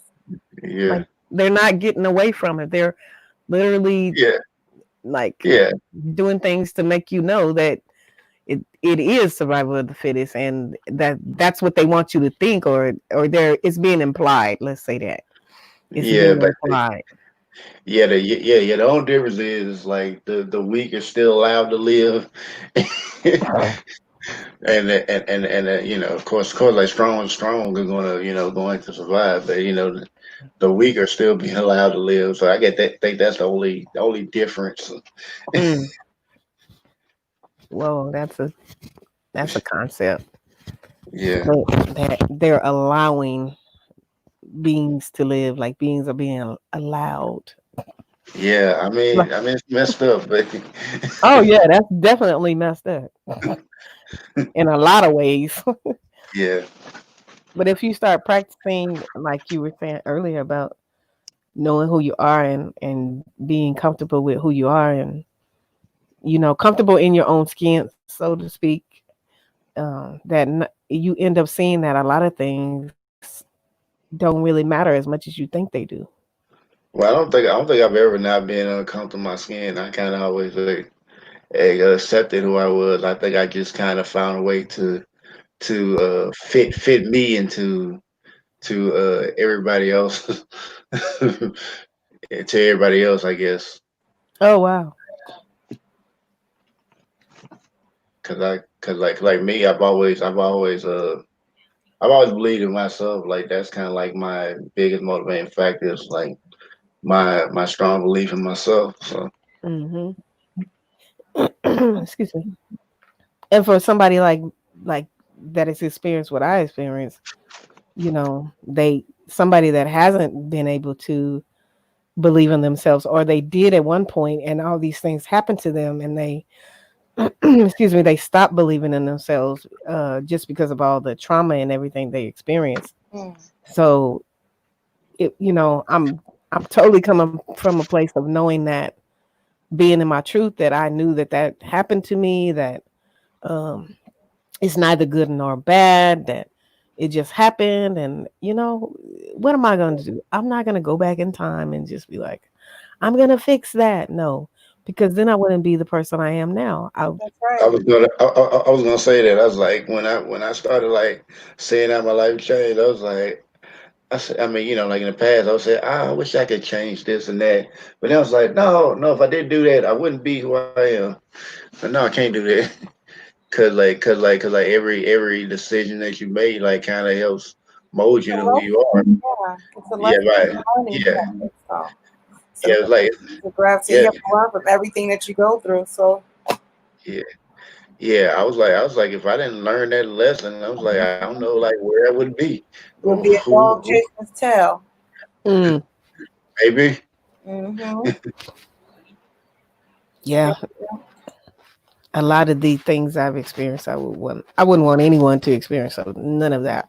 But I just know that for me, it was supposed to happen, and it happened. And I don't like, before, if you'd have called me before when I was going through everything and experiencing the emotions of it, I wouldn't have been able to even speak of it. My voice would be shaky.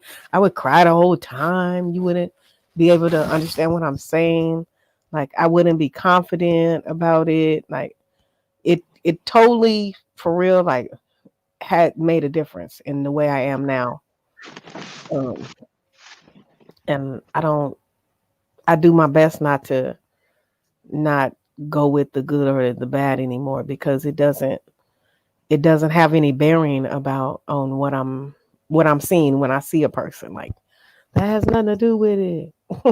People just make choices. Yeah,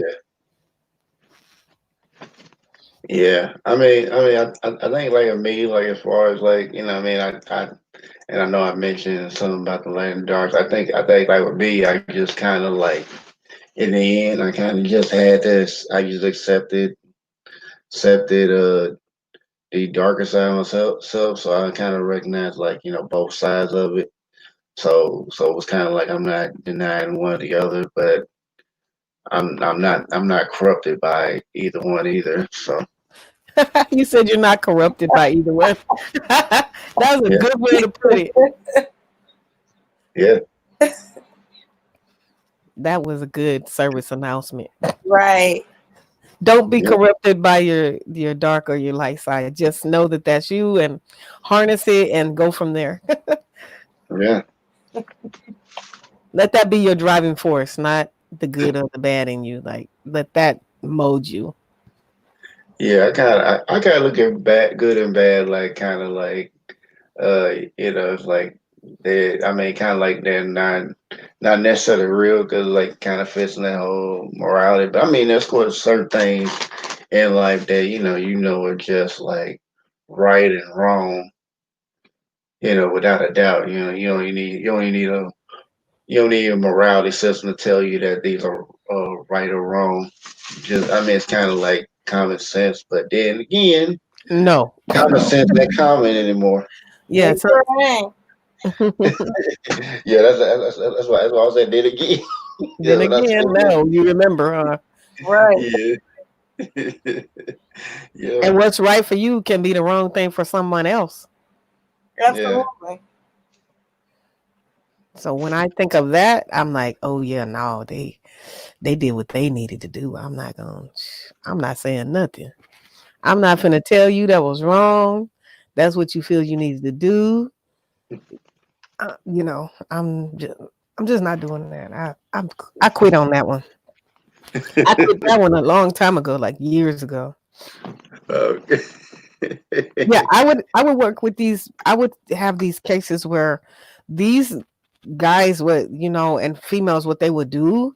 There is no way a lot of the workers they wouldn't have been able to sit in the same room with them.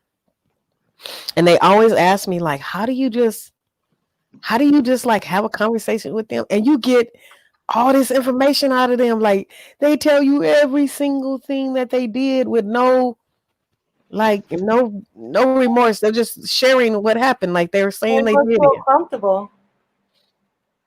Yeah. And that was what I told the workers when they would ask me. I'd just be like, look, I just go in there and speak to them from where they are. But clearly, you have an aura about you. You must have some type of an aura around you. You know what I mean? Hmm. They must think, some people know, especially when it's time to like spill your guts about something. You can sense somebody's aura. Yeah, that's truth. Yeah. They would tell me some crazy.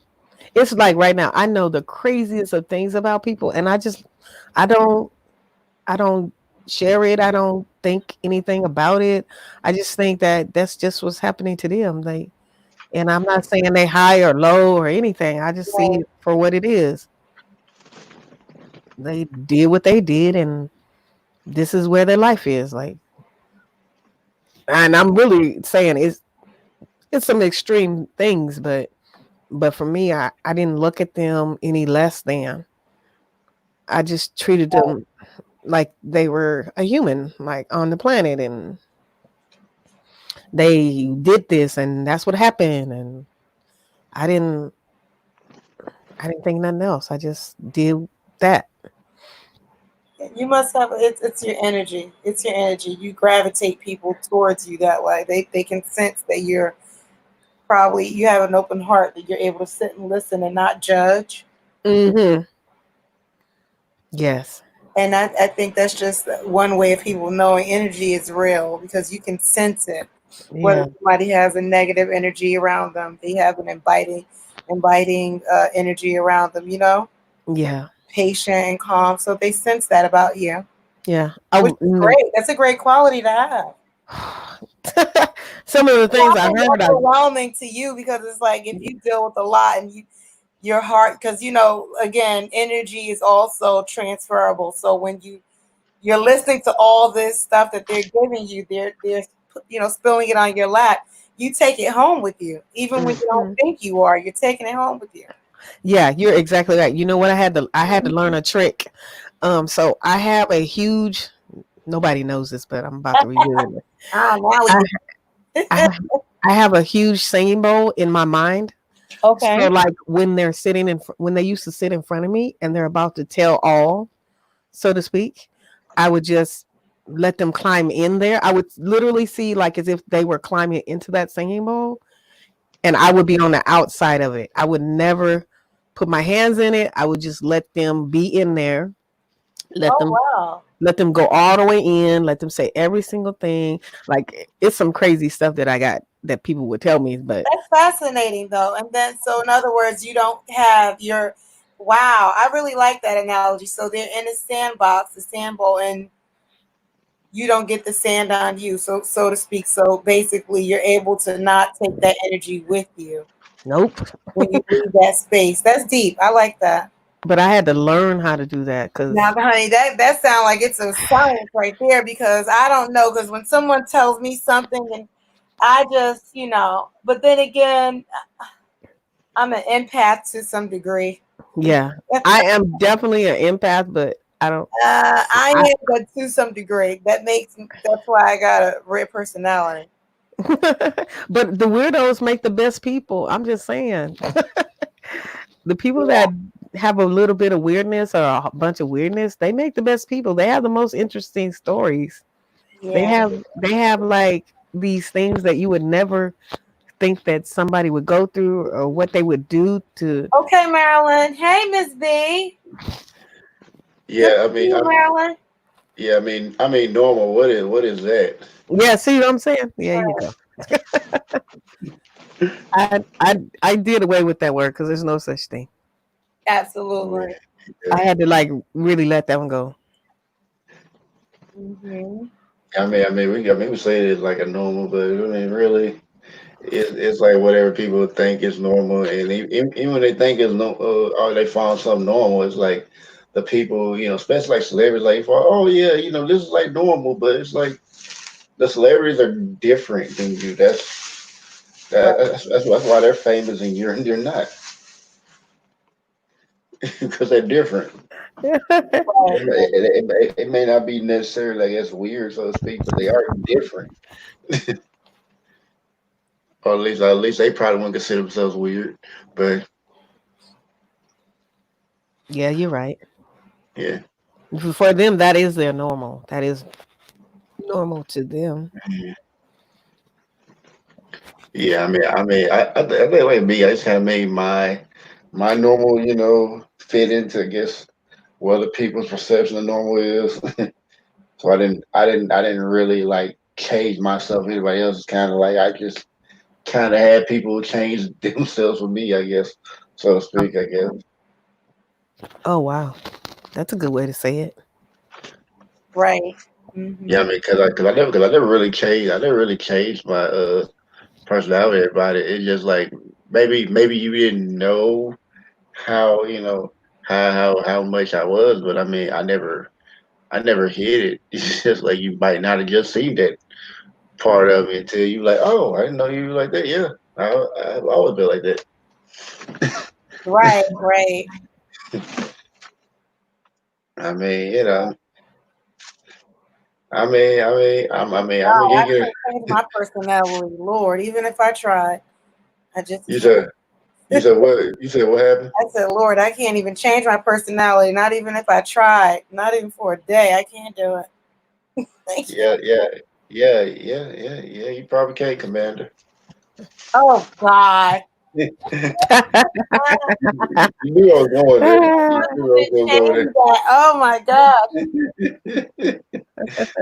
That's a horrible name to give a personality trait. That is, No, that means you command. That means you know where you stand. Like people can't come yeah, up to but you it's and just, rough. It sounds rough. I just hate it. Just sounds very rough. It's oh, talking about well, I it's don't like the think of it herd. like that. I don't It, even it, think of it like that. I mean, to Nadia, she thinks that's a horrible thing. But you're like, that's not horrible. That's a good thing. Well, it's a great thing because that's where you are and that's your square and you're on it. Like you know your square and you're not gonna like jump off of it for anybody. Like you stay on it. Yeah, pretty much. Yeah. And you Yeah, don't man. go ahead. Okay. Like, go ahead. You don't really you might not think of it like that, but when other people see you that know you, they might see that as strength. They might even come to you because you're so strong. They know they could tell you, and then you could just be like a master. You're like probably like a But mastermind. see already, see that zero? She said because you're so strong. See how that title it sounds rough. You see that? You're a mastermind. I'm not really strong. I don't think so. I mean, I am. I'm not flexible. I'm definitely not a flexible person. Yeah. But and I'm not a really strong like I don't know. It's just I don't I just don't like that name. You feel it makes you it's coming off it more feels like me, like the way I'm saying it is more like you're a mastermind. Like you could go through different types of analytical things and you can analyze it to where it'll come out simple for people. They won't, some people don't think in like a mastermind way. They think in all these other ways. And when I'm saying you're a mastermind, it's like you can go through the puzzle without, it doesn't take you a lot of time. You get right straight to it. You know what it is. It's like a confidence. Um, Right. it's better confidence. it's cause Now that what does strength mean to you?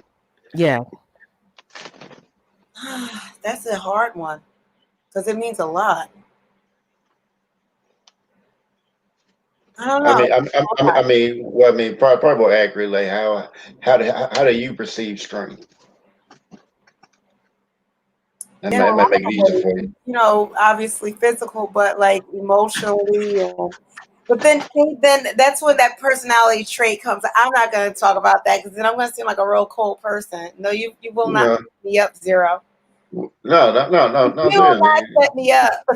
no. I'm not saying you up, Now baby. my answers are going to be really blunt and cold. No, It takes all kinds of levels to what we're talking about. It takes so many different levels. but That's that trait, I just don't like. The I problem I mean, had with the name was I just don't think the way.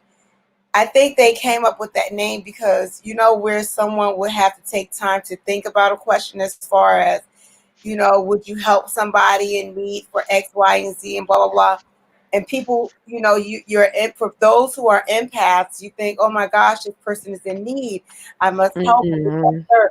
I think like that, but to some degree. So it's like first, yes, help, and then immediately after, how can I help them help themselves? Mm, And that's right. then it cuts off for me. So Mm. then the empath is out the window. Like that's just it. So answering a whole bunch of those questions in a certain way, and I did that test 3 times. Oh, there was a test? Yes. talking about it's a Myers Briggs test. Oh wow. So yeah, I just don't. So me and Zero have a joke going about the name of. I can't stand the name. I'm like, why did they come up with Commander? But you know what? Oh, Like some of the stuff like I may say to people in real life, like when they be doing some stuff, it can come out real cold. But I just be like, I really just be showing tough love. But it's just like it might come out cold. Like it's like, dang Zero, 'cause I have people say like, dang Zero, why you so hard on? Right, right. oh. Because they But I probably get a need lot of what it. you say, though, Zero. I actually Yeah. get a lot of what you say. They Yeah. probably need it. I'm not gonna be harsh on them, but if people got enough going on, they're gonna be harsh on themselves. They don't even need my Nope. help. That's the way I So look at that's it. why my Yeah. family's like, when it's certain things happening, do not tell Nadia. Don't tell 'Cause Nadia, because I'm the one. I'm what gonna what does what does that mean? that, don't tell me because I'm gonna tell you how it is. I'm not gonna sugarcoat. I She don't gonna tell care Mm-hmm. you that. about feelings. She gonna tell you the truth. Yeah, I'm She gonna gonna tell tell you, you cold heart. Yeah. and and whoever catches it, I'm talking about in a situation. Like sometimes you need to be told, you know, your shit stinks and this is not right and you need to get yourself together and blah blah blah blah. And I'm like so against pity parties. And I'm like, I Yeah. like those things. Like you can find yourself down, but then how can we get ourselves up? Right. How can things like that. So you're less on the see. Then that means they have to spend less on the heaviness and more transitioning into the lighter part of what's going on. Like they don't have to be heavy. They don't have to go through all that. They just need to know that that's a part of it, but you don't have to Right. stay there. Right, don't dwell in it. Right, right, right. Because Yeah. we can sit here today and cry about whatever situation, but Hmm. tomorrow we need to start on a plan. See, That's where my personality trait kicks in. a mastermind. Am I wrong? No, I'm not. You just proved. You just said it. Masterminds. I don't know why I got this Yeah, word, but you're right. it's a mastermind type of thing. Like you can see all the way so clear, and other people don't have that ability. And when they do come to you, they know they're gonna get the raw stuff. But if they come, they know that that's gonna happen. Then they're not gonna be prepared, obviously. But you're not gonna lie to them. Yeah, I can't because I wouldn't want anybody to lie to me. You know what I mean? And I don't have all the answers, but let's brainstorm together. That's my thing. My thing is always Yeah. it's a machine just moving. So how can we? Mastermind. Well, that's be a problem solved. Like I guess like me, I guess like guys like we're natural.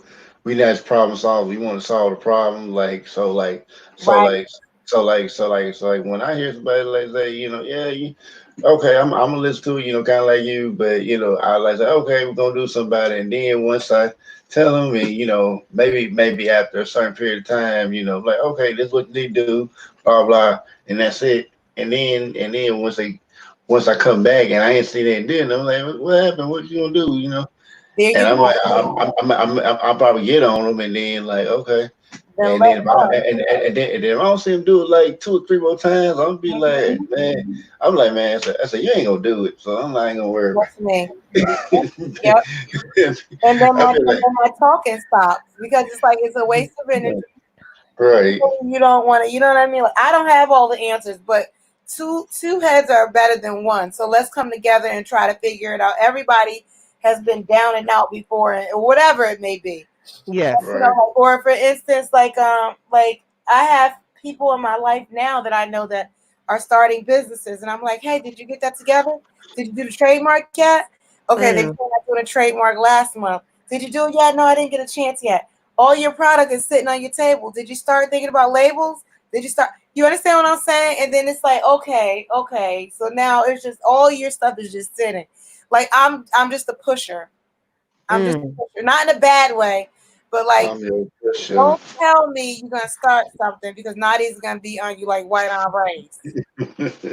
And that's gonna be those people that you do that to. They're gonna be thankful a lot later, or maybe even now. But once they see that and they actually can see themselves in a different light, that's the whole. That's like a key. You giving them their own keys. Yeah, because I've been there. Like you need someone. Sometimes you need when you hit those roadblocks and you get you find yourself in moments where it's like I should just give this up. I shouldn't do this anymore. So everybody needs that one person that pushes like that. And I Mm. Yeah, really, it's like something I can't even control. But people that know me in my real life, Yeah. they know that I can't control it. So you either tell me you got a plan and you're doing something, or don't tell me at all. Because once you tell me, I'm gonna call you all the time. Oh yeah. Oh yeah. You gonna make you a got rise that. to the You got occasion. that. You got that plan together. Exactly. You got that. Do we need to go X, Y, and Z? Did you check this out on this website? Oh, you don't have that together yet. Look, here, check this out. Here, click on this. Fill this out. Okay, we get to, So, but that's just my personality, and that's my way of. To me, maybe that's not what people consider an empath, but to me, that's where my empathy comes in. Like I'm helping, Yeah, that is an impact. right? Empathetic. But Yeah, it's like to do anything other than that. Like now we're sitting here crying for 2 weeks. You like no. To go. Mm-mm. well, I say, So, I say doing 2 weeks kind of like more common for women, but yeah, with guys, yeah. I and mean, of course, of course, ain't no guy gonna be crying for 2 weeks. Cause matter of fact, you ain't gonna be crying for a day. Cause absolutely. I mean, we're gonna make fun of you for crying. Oh gosh. Well, my husband is a real. First of all, he's a super A type man. He's very A type, and um, he's a big man. He's super nice, right? But Yeah, he can be a block of ice, right? He's like that, and we mesh well together. But here's the thing: he's the empath. He's more of an empath than I am, well, I and mean, it's crazy because something will happen. We'll be talking about it, and I'll be like, boom, boom, boom, boom, boom, and he'll be like, oh my gosh, Nadia, like that's not right. That's cold. That's not right. Think about it. Blah blah blah. And I'm like, there's but nothing to think about. This, I'm but over. Like this is it. but you know the thing about it is, it's like, I mean, I guess like like a lot of men can seem cold, like doing certain stuff, but it's just like we don't express like emotion like the way women do. Like, Right. it's like, women going to talk about it and, let all the emotions out and all that, and y'all be good. But, guys, we do it the other way. It's cause I remember watching this video, like guys talking about, I was like, yeah, that's exactly how guys, show a face though. Like we say, hey, bro, it's like something happened. Like, man, yo, bro, what happened? Whatever. Like, cause then they tell what happened, and then be like, hey, man, if you ever need anything, I got you, bro. I mean, like, hey, good, showing you love. I love you, bro. You ever need me, I'm there. Yeah. I mean, just like guys just showing different ways, but it's like it's not that like we ain't showing emotions, we showing different ways. I mean, but I mean, that's like what I was like saying, like when we were talking about one time, like yeah, it's like I say yeah, I would rather not cry because because like when usually when a guy shows a vulnerable, he shows himself being more vulnerable, like for he's ready, then you may feel kind of bad. It's kind of like same way like a woman gives it up too fast. She may before she's ready, then it might make her feel kind of bad. It's kind of like it's kind of like that. But and then on top of that, you may have shown yourself being more vulnerable, and then on some cases, the woman may use that against you in argument. Right. And and then you feel like kind of, and then the guy feels betrayed because it's like, oh, I just showed you this part of myself, and you just threw that in my face.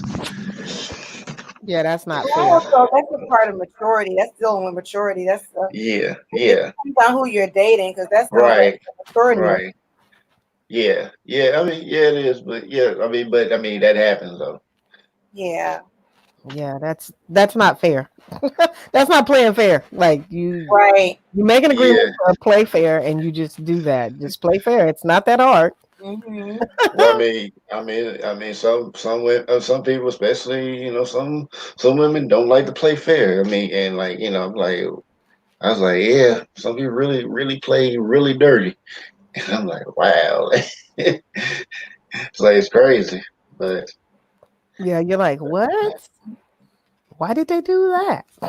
Right. yeah, but yeah, but yeah, I'm a yeah, but I digress. I'm gonna get back to the point where like men are problem solvers. So it's just like I think it's kind of more natural for us than like for women, but like the fact that you see it like that, it could. I mean, it can come off as being cold, but I guess maybe if like somebody didn't really know you like that, it might come off as like you just lay it into them, and you just give them Hmm. that, but you really care, but Yeah. yeah, it just come out a different way. But you do know that women are more problem solvers than men, right? The majority of Mm, Look, I, here we I, go. I mean, like if we even go back in time, like let's just not even too far. Let's go to like before women were able to really get out and work and make a living for themselves, right? Men would get paid, and what would they do? work. No, they'll give their checks to their wives so that they can be able to pay the bills and spread out the enough money for food and things like that because we're problem solvers. We can figure things out. Men Well, I are, mean, are I think it was like way of like balancing out responsibility since she was probably taking care of everything at the house anyway. It is right, it. right. But even now, women are women. You always see in a lot of relations, not all. I can't speak for everyone, but in a lot of relationships, it's not men don't deal well with problem solving. They get frustrated a whole lot faster than women. We're able to sit back and kind of think of plan A, B, and C because by nature we think future already. When you date someone, let's say you start dating and you're only dating for 4 months and you decide that this is it, this is going to be a real relationship. You as a guy, you see that relationship as, this is it, this is cool, we're dating. She sees the picket fence, the children, the amount of children. She sees grandchildren, the colleges the kids are going to. Like we think so far ahead because we're by nature, we're planners. By nature, we Mhm. are problem solvers. So I just had to Okay, I can see where you came come from with that. thank you. She said, "Thank you." Right. Yeah, I guess you probably expect me to argue with her some more about Oh my it. gosh! I just looked at her little screen person. It's the green gremlin. I love that green It's gremlin. Mrs. Greta to you. Oh, Mrs. Greta, it's so cute. I just call her the green gremlin. I don't. Yes, I was. that's her real name though, Greta Gremlin. Her name is Greta, right? Yep, that's her real name, Greta Gremlin. Oh my gosh, it's so funny.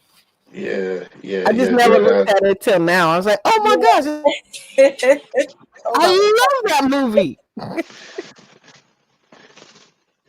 Yeah. We know Greta's out there selling it, but we ain't gonna talk about that.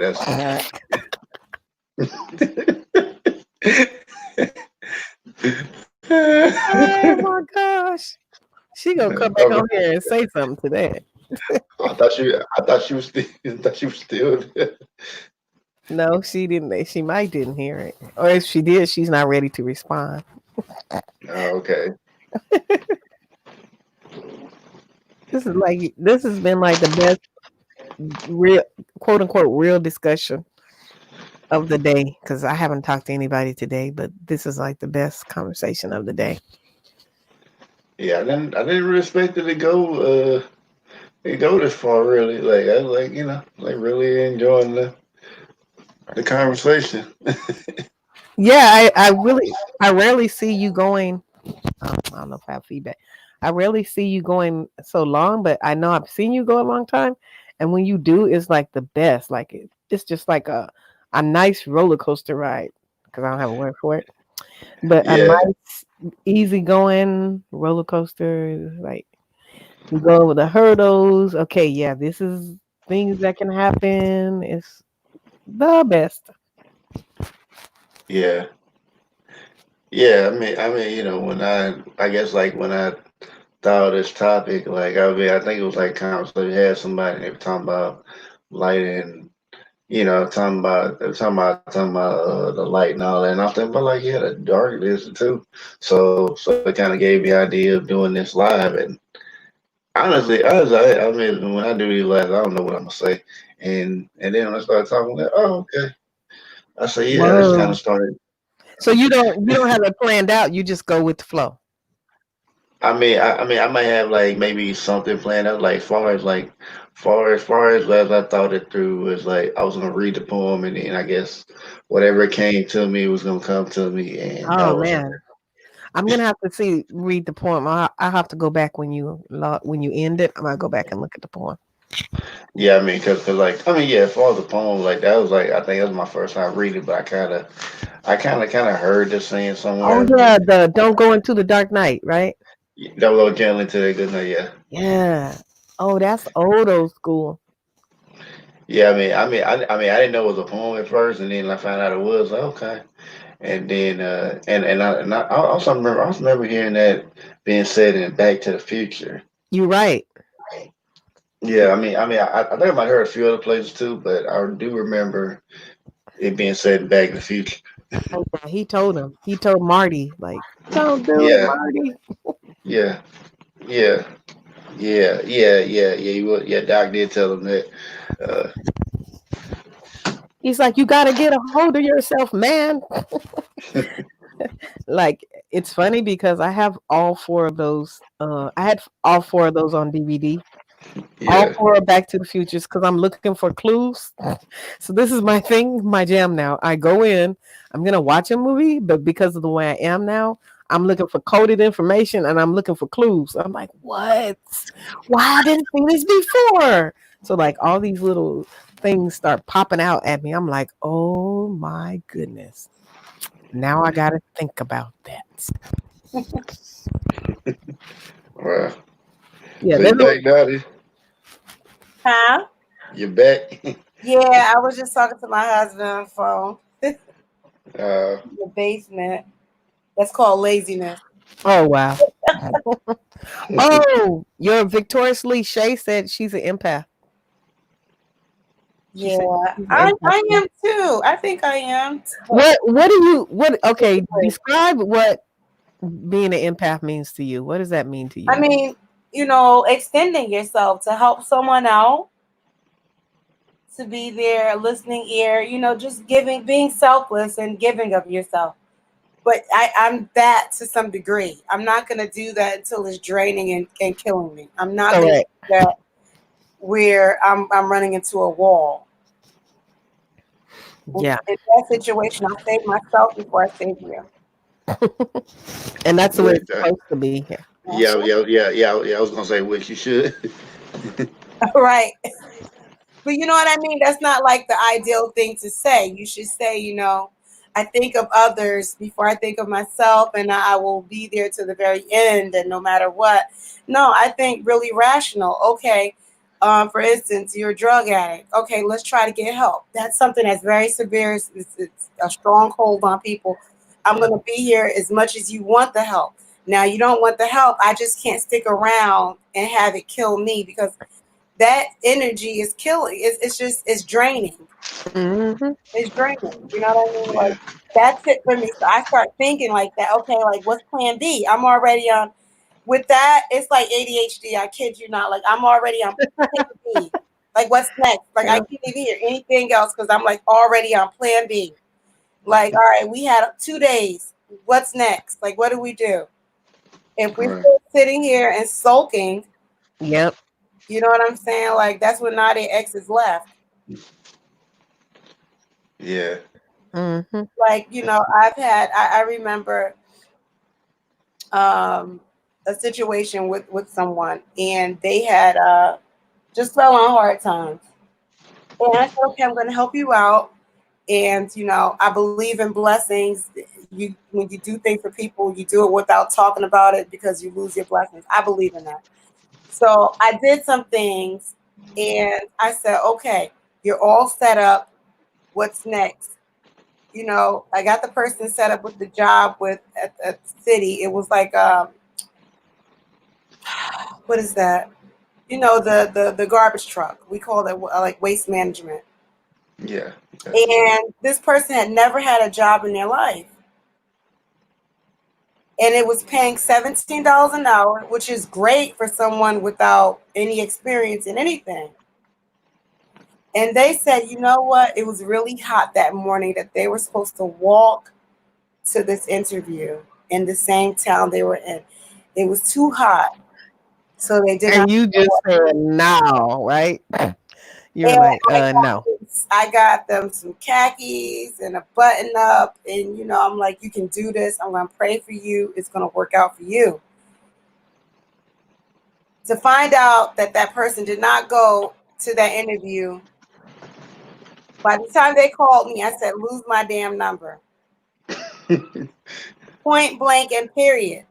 They got into a worse situation than that, maybe a following year, and text and call and text and call. I do not pick up. I Yep. won't do it. Conversation is over. Mm-mm. Nope. Mm-hmm.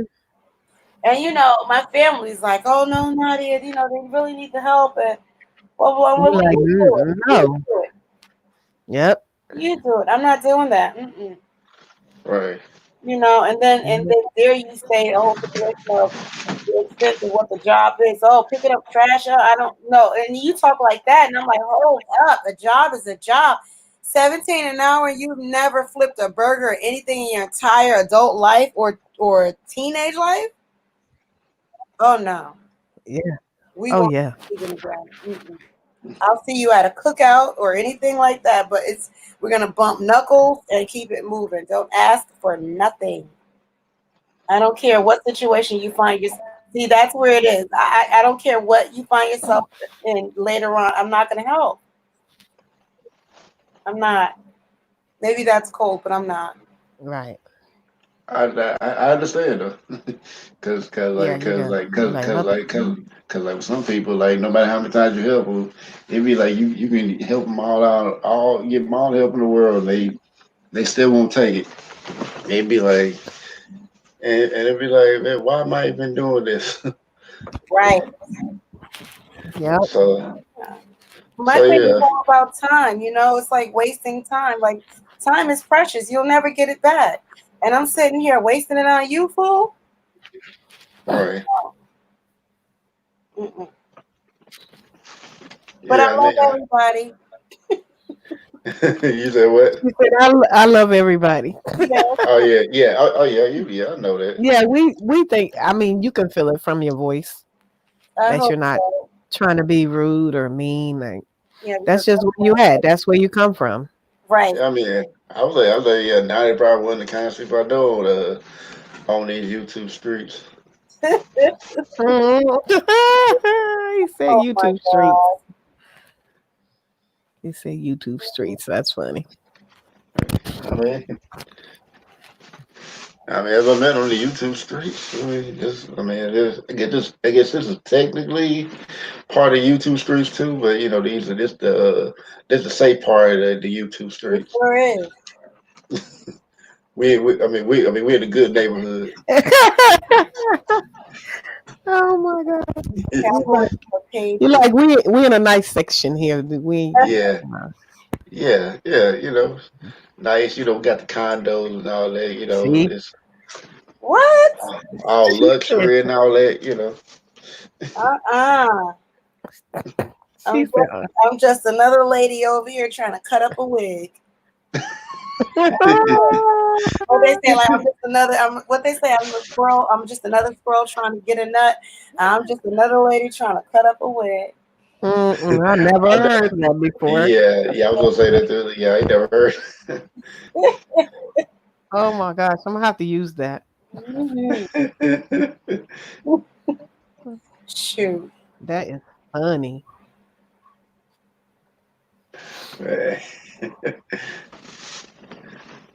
Oh man. Yeah. It's a good conversation. I would keep it going, but I know, like Nadia. It's probably close time. You usually probably going to sleep anyway, ain't it? My eyes are red. Yeah. Her eyes already But I'm drooping. She's okay. like, So I am okay. But I don't know why my eyes are red. You ain't been in the mystery machine, have you? Oh no. she said the Oh mystery my machine. God. Did you just say the mystery Can machine? you believe I've never smoked a cigarette in my entire life or anything? Oh my gosh, that's so funny. Do you know I smoked cigarettes for 1 week and I couldn't do it? It's like, I can't. Really? I smoked Virginia Slims, the smallest, thinnest cigarette back in college for 1 week, and I was like, "This is not cool." Oh That's my gosh. I do not smoke. I've never smoked anything. I'm too scary, Yeah. but in a good way. Mm-mm. I'm not willing to put any of that in my body. I just wasn't willing to do that. I had enough mental health stuff going on at the time where I probably would have went really crazy. Especially with what they put in it, like rat poison and stuff. Mm-mm. Yes, you're right. That's what they put in and, it too. like a lot of those chemicals put into it. They put into it to make the tobacco grow longer because like tobacco by itself it kind of absorbs all the nutrients in the soil, so it's like really hard to grow it. Mm-mm-mm-mm. So yeah, they put it in there to keep it growing longer. Right. Well, But they suck for doing that. That's not nice. Absolutely. yeah, but even without all those chemicals, it's still bad for you. Right. I think it's a poisonous plant from what I've heard about. I don't know how true that is or not. Maybe I got the almighty Google. I can find out. We'll ask the almighty Google. Did you just say Almighty Google? Yes, I did. Yes, he Oh, did. oh my goodness.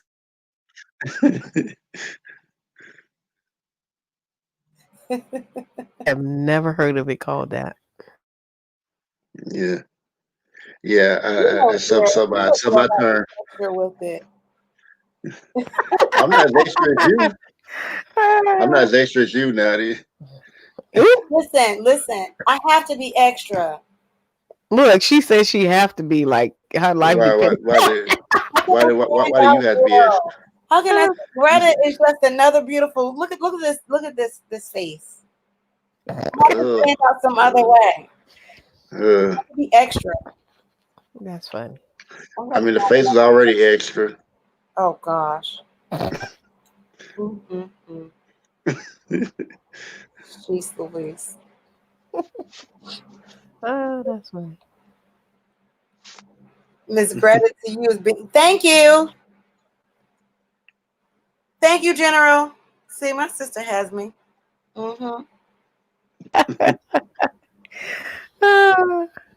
See, Jeff, I thought you were on my side. And Greta is fierce. I'm gonna find more pictures with Greta. Mm-hmm. Okay, I I put found that picture. I was laughing because I You said I could just. found it.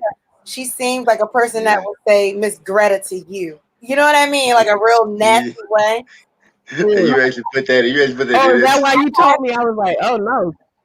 Right, Yeah, right, she right. had to put stank on it. I was like, I oh had my to say, gosh. She thank just said you. Miss Greta to you? Okay. I had to put that stank on it. So I said Miss Greta to you. She just seemed like that with that lipstick. I said I could just see her saying that. So yeah.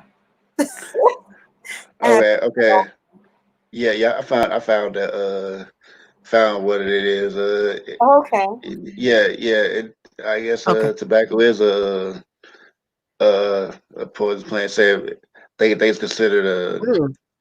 a nightshade, a form of nightshade, but it has very amounts of nicotine, which is a powerful neurotoxin in insects. However, tobaccos tend to contain a much higher concentration of nicotine than the others, unlike the I don't know how to pronounce the word. I think solar say species. I don't know what that is, but I don't know how to pronounce it.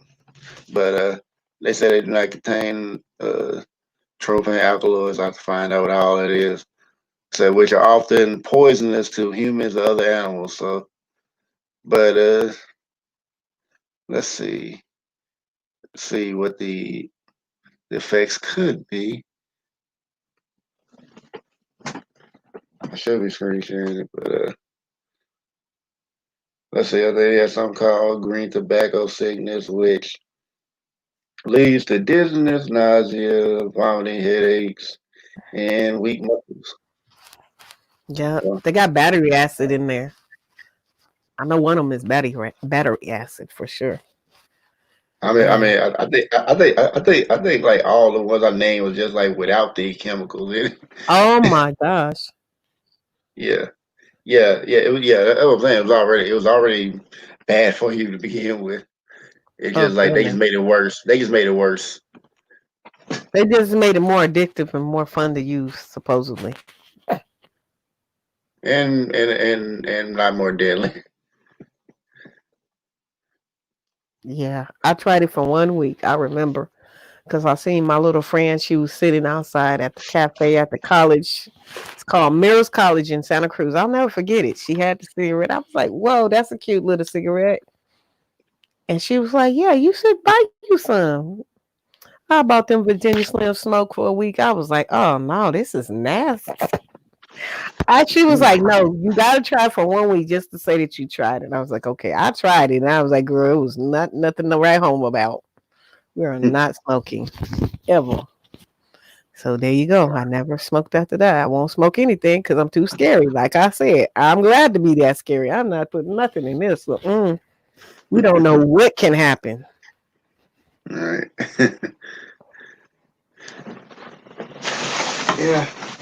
So yeah, it's like it's kind of fun with that. But yeah, I remember looking at this. Well, hearing about it in school, it's like I think it said it like it would take a long time for like the land to get back nutrients in it. And I was like, wow. I was like, they just absorb all the nutrients. I'm like, man, that's. I wonder how they could even grow it, but I mean, I think to a certain point, it's probably getting less popular. I mean, still people gonna still be addicted to it, but Yeah. I know some places like people want to legalize weed and all that. And I kind of say I don't want to legalize only because I don't want people smoking everywhere. I mean, they already doing it anyway, but it's just like, oh well, now they like now they just do it more. I'm Right. like, I'm not against nobody smoking or not. I just don't want to smoke in my face. Like, hey, Yep. I don't do it, so I don't want to smell it. That's the way I tell him. I was like, I yeah, don't I'm do not, that. I don't want to smell it. yeah. Yeah, I was like, I said, can we not, have it smoked around me? Can we not do that? I was like, that's all I ask. I don't care if you smoke it. Yeah, Just be considerate of the people yeah, and they kids. Because Right. oftentimes there's some kids around in the vicinity, and these people just smoking the high heaven. Like, why is you smoking the high heaven with these little kids around? What's wrong with you? But the thing about it is like a lot of people gonna think that, oh well, nothing's gonna happen after you No. make it legal. I'm just like they gonna treat you like alcohol. Like if you get caught with a whole bunch of weed, yeah, you're going to jail. Like whether you bought it or not, you going to jail. Yeah. especially That's just especially dope. Do especially you if they know that? smell it off of you, you're gonna Right. be considered under I'm the gonna influence. I'm gonna look up that information because I did have the information before, but a lot of for lack of a better word, I call them Nigers, African American, but I call them Nigers. A lot of Nigers are locked up because of what you just said right now, because of having weed on them. So, like, it was a big percentage, like back in the day when Obama was president. He made so many bills at that time, and so many people got locked up for little pieces of things about marijuana. But I Yeah, can't I mean, remember the number. It sucked. yeah, yeah. I mean, probably like a lot of people probably end up in a private prison, because like a lot of private prisons like have to fill it up to a certain percentage to keep itself going. So a lot of times they would get people lock people up for like small crimes, and after they get small crimes, they just give them really long sentences for those crimes, like longer than they normally would have to be in Yeah, there, and you just know to that keep. wasn't real. Like that's so made up. Well, now I do. Like I know that that's so like they totally made that up to make it harsher for people. Yeah, it's like thinking about Obama. Like, I originally supported him in the beginning, but then as time went on, I kind of just started seeing that he wasn't really for us. I don't even know if he was really for it. I don't think he was for the people anyway. No. And then, and yeah, yes, it's like I didn't think he was for the people. Then, Yeah. then like certain things happen. Like, yeah, I know he's not, Yeah. and and just the fact by like some stuff he did. I mean, now the president there, like he's not out fighting for the people, even though he's not president anymore. He doesn't even care anymore. Nope. He's gonna do his thing. I think. And like last time I heard he was a spokesman for Wall Street. So it's like, What? okay, yeah. What? I mean, I mean, I mean, I I mean, I mean, I That mean, sounds so illogical. well, I mean, the thing, I mean, you got to think about it. You got to think about it. He's part of the Bush family. Right. So Correct. yeah, I mean, so like, I mean, it's like if you look at his past, like it's like he wasn't raised like how like so-called normal black people would consider normally raised in. Hmm. Matter of fact, he wasn't even raised by black people. No, he was not. You're correct. Yeah, I mean, if you ever look at his like earlier pictures, I saw it. I know yeah, I mean, exactly what you're saying. yeah. I mean, it's like if you took away the dark skin and added pale skin, that would it would look just the same. If you just took away dark skin, it just looked like a guy who was like pale skin who went Oh, and did his own thing. I mean, correct. who just living like like a regular like so-called white kid doing that. Hmm. So, but Wow. hey, Well, I would say that every single president has had their agenda. His seemed to be LGBTQ. Like every single one has had their own agenda that they push through. Like they had. the thing about it is like the president doesn't really have. I mean, it might have agenda he pushes, but it's not his agenda. It's really just the agenda of like the people behind him, Hmm. because Yeah, the they got president. assigned it. Right. Well, think about it is like the president. A lot of people think he has a lot of power. He really He has at don't. least of it. Okay, yeah, think about it. He has the least amount of power, and the thing about it is, it's like he's only doing what he's told. Like, if you want to talk about the people who really have the power, you would want to go to like Senate and Congress, and maybe the people who Hmm. might be pulling strings behind the scenes. Yep. But but if you wanted politics that have more power, you would want to get like a senator or congressman because Yeah. they get the laws passed. Yep. They all, yeah, I just know that they all had like a certain thing that they had to bring forward. And I was like, oh, and I just started looking at each president and what bills they passed at that time, all these little bills that they passed. And I was like, that's weird. And I just started noticing like each one had some type of agenda that they had to present. Not saying that it's really his, but I know that each one of them, every single one of them, had something they had to present. Now, there's been a couple of ones that wanted to go against the grain, and they wouldn't let them. We have more power than he does. Like we probably at this instant we probably have more. I tell my people this all the time. We probably have more power than they do. Like at this point, like of ourselves. But you know the fun thing about it was I remember I was talking to this one guy because I think I was like I think I was riding at a lift or something like that, and I was talking to this one guy. And he said he used to do political ads, Mm, and you know, like up in Washington. And the thing about it was he was telling me like he said it used to be a running joke in Washington D.C. He said the worst day of a president's life is like after inauguration and when he goes into the Oval Office and all the people there, you know, that are there, like the big, you know, the people that, you know, all the top people that got security clearance, like pretty much sit him down and then tell him like all the events that happened and then tell him what really happened. mm-hmm. And he kind of he finds out everything. He finds out everything that you know he was supposed to know. Now he knows it, so now Yep. he has to keep secrets. You just confirmed what I actually thought. Thank you. It took like 40 years for me to, well, 20 for me to hear this information. You're saying exactly what I thought it was, but I was like, oh no, that would be crazy if I actually thought that was real.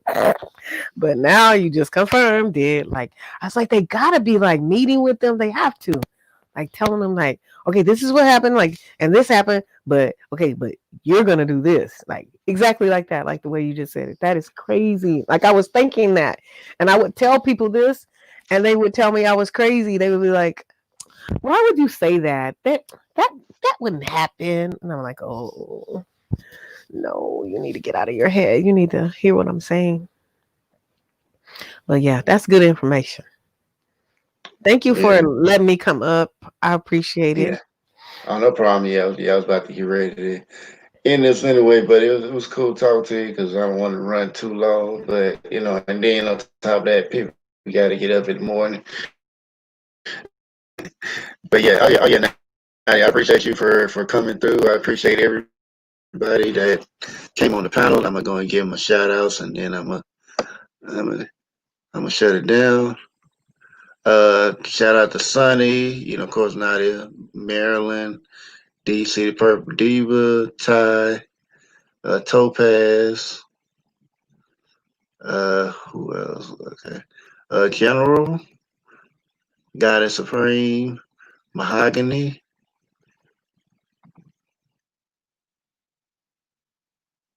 let's see,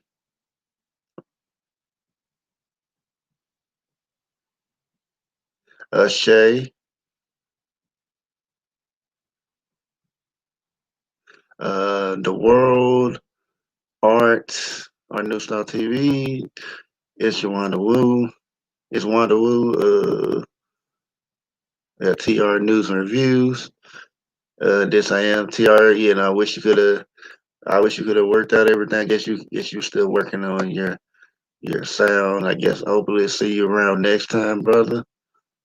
Yeah, this I am. Let's see who else came through. Oh yeah, of course, Satar and Black Pill Paradise. Okay, Race. Uh, uh, yes, Tar. Appreciate you coming on the panel. And I guess that's all the shout outs that I have left. So yeah, thank y'all for coming through. I always appreciate the support. And even though this is not generally, I usually wait till the weekend to do lives. It was just something that really inspired me. So I appreciate y'all for coming through. And I guess I'll see y'all later. Y'all the real MVPs. So have a great night and live. I mean, live like the best you can. That's all we can do. So I'll see you guys later.